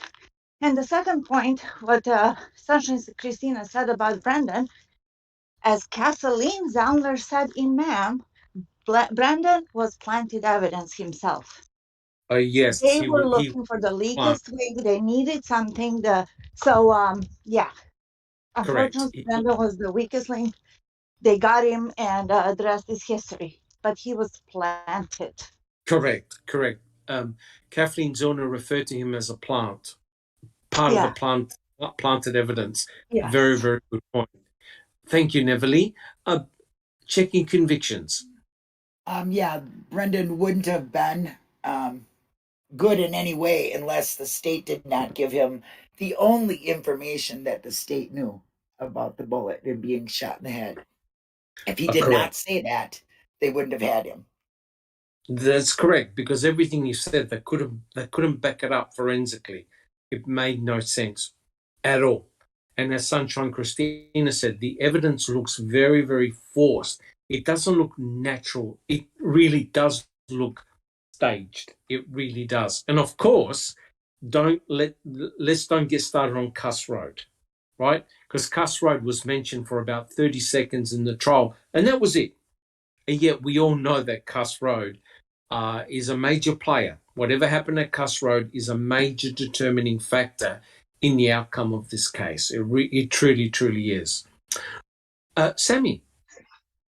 I just want to make a comment here for people out there that are interested in these cases. You better keep in mind that there's probably plenty of other people in Wisconsin sitting in prison for major crimes they never committed. I promise you that. From this whole slew of investigators and Department of Justice, the way they operated, I'm telling you right now, if y'all could dig deep and find people that have been convicted and start looking into those cases, I'm going to tell you right now, you're going to find a lot more. Yes. And, sorry, Sunshine. Well, that's the reason Ken Kratz's sexual assault of women was downplayed and minimized, not only because it would have brought into question his behavior in Stephen and Brendan's case, but also any other case he had a part in. And Correct. you don't become this way overnight. No. It's you And- do it because you know you can get away with it. Correct. And that would have also put the spotlight on Kaseric and the time he was sheriff and all the potential corruption and wrongful convictions that occurred under his watch, right? And that's why they had to stop the depositions. And just to use an analogy, we'll finish up very quickly. Just to use an analogy, if you could remember around the time of the JFK assassination, there was a district attorney called Henry Wade, right, in Texas. And he always wanted to give the convicted person the electric chair, wanted to send him to the electric chair. He had almost like 100% strike rate. You committed a violent crime in Texas, you're going to the electric chair. And it's amazing how many individuals he put in prison. Well, guess what? The Innocence Project and other interested parties have found 16 cases of wrongful conviction, all done by Henry Wade. So basically, this district attorney, his aim was to put people in prison and send them to the electric chair, guilty or not guilty.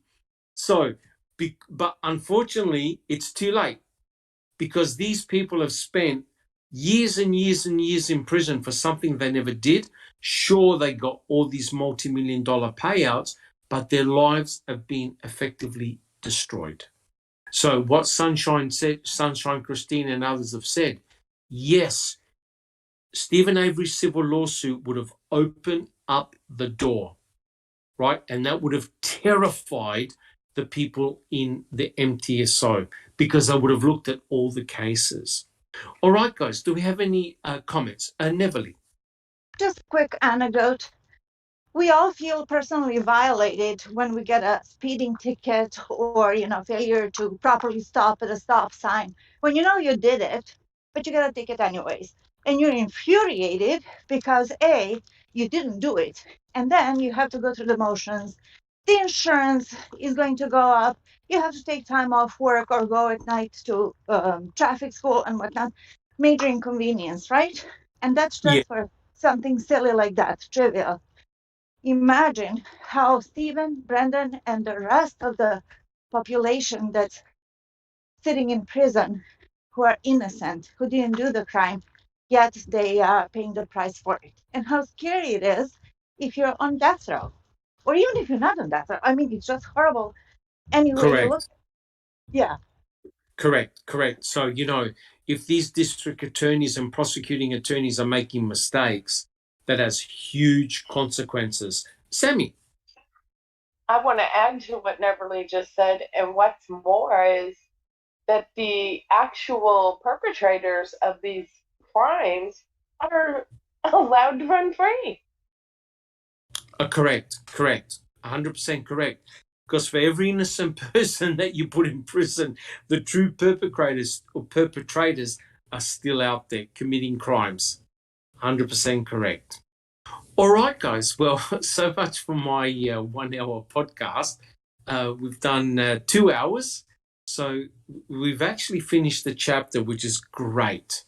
Well, look, guys, what I'd like to do, we've finished the podcast now. What I'd like to do is to go down the panel and let us know just quickly how you've been coming along and if you've got anything that you want to add to the panel and to the listening audience. Alice. Thanks, Doc. Nothing really new. I've got my own channel now, Alice in Wrongful Conviction Land. Awesome. Did my video for it the other day there, and for some reason I was really nervous. It was really bad, Doc. the sweats and everything and the shakiness, and I was like, my God, I've been on plenty. Why is this happening? But I think it was maybe just because it was my own channel. Correct. But it turned out okay. So just trying to figure out what the next video is going to be. I think I might do the Luke Mitchell case for here. So just trying to get things arranged and information written down and things like that. So hopefully there'll be another video soon. And I would just like to thank everybody who subscribed already. And thank you to my foul play team. Awesome. And thank you very much for your contributions. Yeah, I mean, it's sort of like very different when you're in charge of the podcast and you have to do the presentation yourself. You can get very nervous. Trust me. But I'm sure everything will work out, Alice. Fantastic. Bibi. I'm good. Everything's the same. Same old, same old. Is the water supply working at your place? We actually haven't checked yet, but we do have to ask them if they've gotten back the paperwork on that or not. Yes. Okay, awesome. Thank you so much, Bibi. Checking convictions. Well, outside of the things I do with Brendan Talks and stuff, great stuff that Becca does, helping her along with that. I'm changing the dynamics of my channel a little bit. I'm trying to venture out into a lot of the wrongful convictions for juveniles. So I'm going to be doing some podcasts on that. Just trying to line up, some good information on, Michael Crow. There's just so many I can't even, I was looking at it last night. It's very unbelievable how many wrongful convictions, especially false confessions from children under the age of 18. So I'm kind of taking my channel a little bit different and broadening it out a little bit more. So awesome. That's it. Yep. Awesome. Thank you so much, Checking Convictions. Fantastic work. Inexplicable, Susan. Not too much to report here. Nosy did bring attention to a case in Texas. I thought I had it up here, but no, I had to restart my computer. A guy that's been in prison in Texas, or in jail for 7 years, waiting on a trial. Oh, no. That killed a cop in a no-knock raid. I wish I had his name handy here, but it's in foul play. I can't think of it now either. But yeah, they've just been putting off. I guess the defense lawyer is kind of working for the state, kind of in the same way that Kaczynski did. And they just keep putting up his trial. But it was a no-knock warrant, in the middle of the 5:30 a.m. or something. They just, stormed into his house, guns blazing, and he got his gun and shot a cop and killed him. And, it's just a really just sad state of affairs. And, and they've charged him with murder. So, and they're trying to get the death penalty for him. Yes. But they keep putting it 7 years without a trial. That's unconstitutional. I don't know how they get away with that kind of stuff. That's what happened to that young boy who was Khalif Browder. Rikers Island.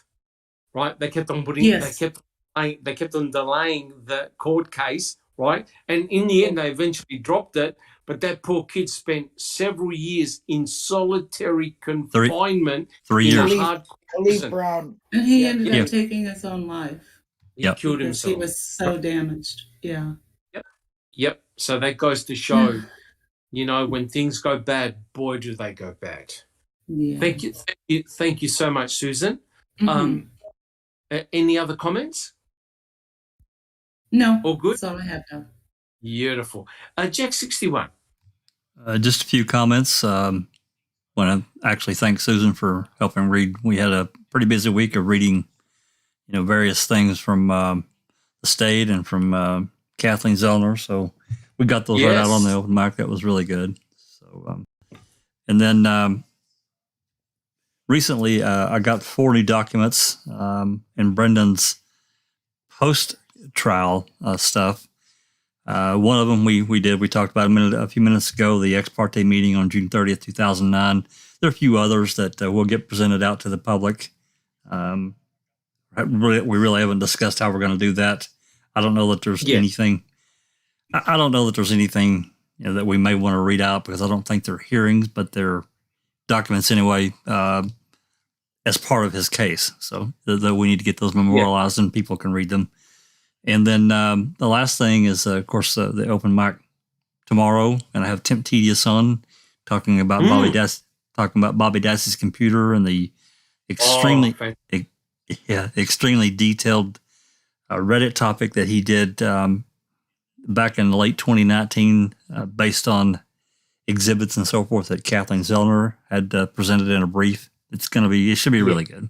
Yeah. Oh, fantastic. Awesome. Yeah, no, you guys did an awesome job with the open mics at a drop of a hat. No, it was really good. Really good. Learned a lot. Yeah.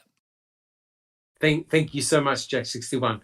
Neverly, do you have any final comments? Yeah, thank you for this really, how should I say, irritating subject. You did a great job. Yeah, the subject is irritating. The author is irritating, but not you, of course. You did a wonderful job. Thank you for spending time on that. It's not easy. But that's all right. I've got my therapist session tomorrow. Yes, on standby, right? So correct. Yeah. So yeah, I'm enjoying open mics and spending a little bit of time in Discord. And I just started watching a movie on Netflix. Forgive me, I don't know the name. It's French. And it's about a serial killer that happened in from 1970s for like 6 or 7 years. There were a few girls missing. All what they had in common was the MO. Yes. It's really an interesting overview of how they were. I'm not going to say the ending. I don't want to spoil it, but you should look into it. No. I'm not going to say anything. The interesting part is that France at that time did not have CODIS. They could not cross-match the DNA. Right. So imagine doing that job by hand. They literally had to pull one by one. Yes, correct. And try to match it. Yeah. So, and historically, there's another interesting thing that happened. I don't know the name for it. It's brand new. It's on Netflix. So good luck. Okay. Fantastic. Thank you. Thank you so much, Neverly.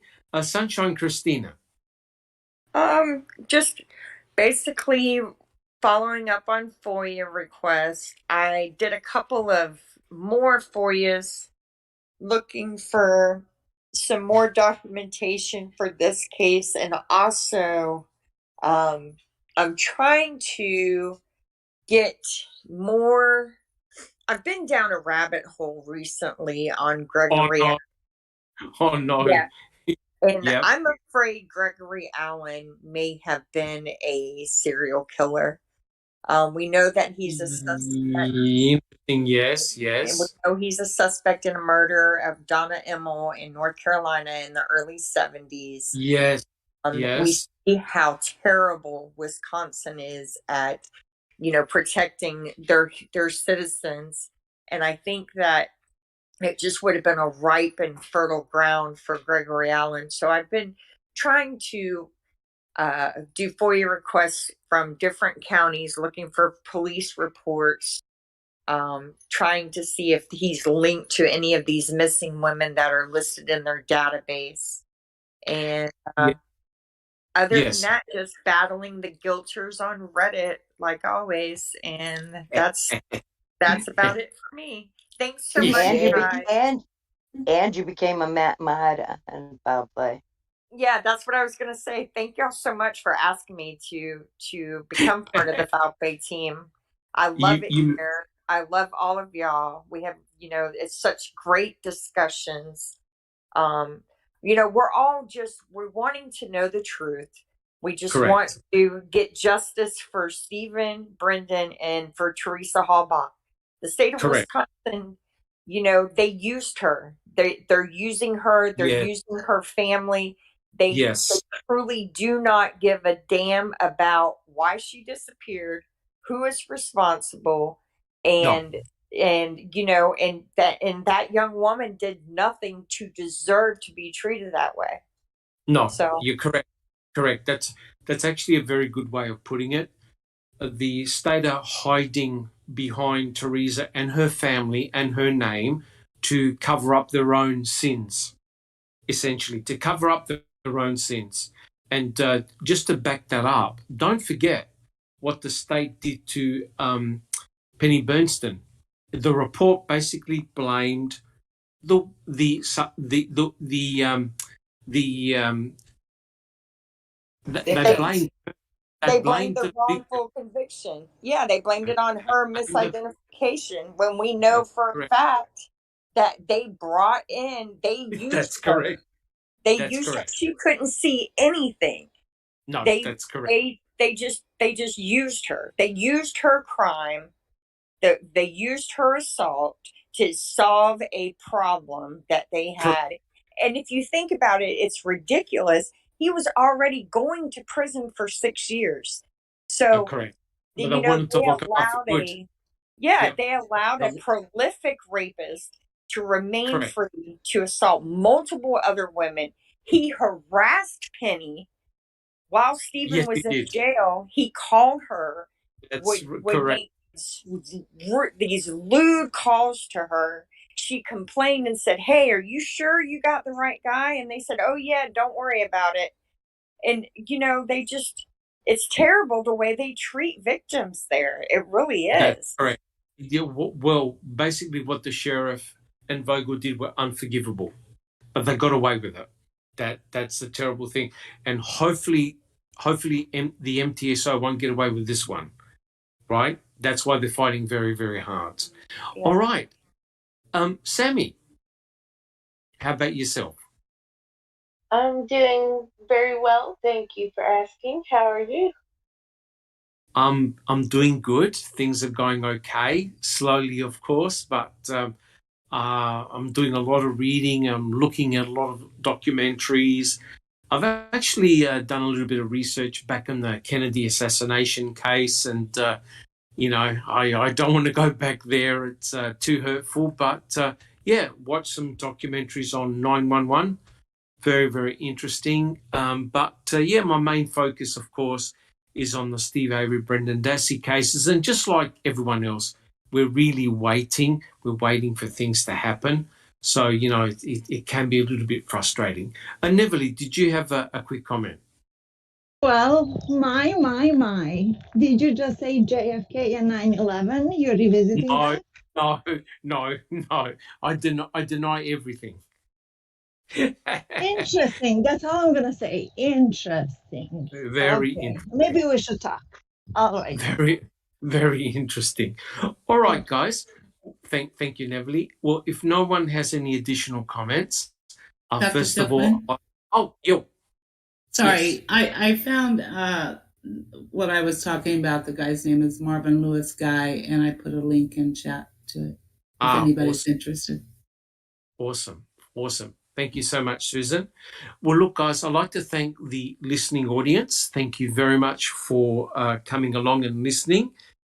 If you like what we do, please subscribe to the channel. And I've noticed that our numbers are going up all the time, which is really, really great. And I think it emphasizes that we're doing something really good and special here. We've got a great group of people, very passionate, very diverse, and very hardworking. Please, if you like our podcasts and the work that we do, give us a thumbs up. Leave your DNA on the thumbs up button. Remember, don't forget to press the notification and the notification bell, because every time we do a podcast or an open mic or another presentation, you'll be notified about it. I also like to thank my panel, my esteemed panel, and welcome Sunshine Christina for her wisdom and knowledge. really, really helped and greatly expanded our knowledge base on the panel. And so, guys, again, like I said at the start of the podcast, we remember all the terrible tragedy of 9/11, and our thoughts are with the family and the victims, and we hope we never see anything like that again. It truly was it was a world changer, that is for sure. All right, guys. Well, next week we'll continue with our reading with Uncle Ken. We'll be starting chapter 11, entitled The Villains. And yep, that's where we talk about Andy Colburn and Jim Lenk. So we're going to have a lot of fun in that chapter. All right, guys. Thank you so much, and I'll catch you all next week. Stay healthy, guys. This has been a Foul Play production.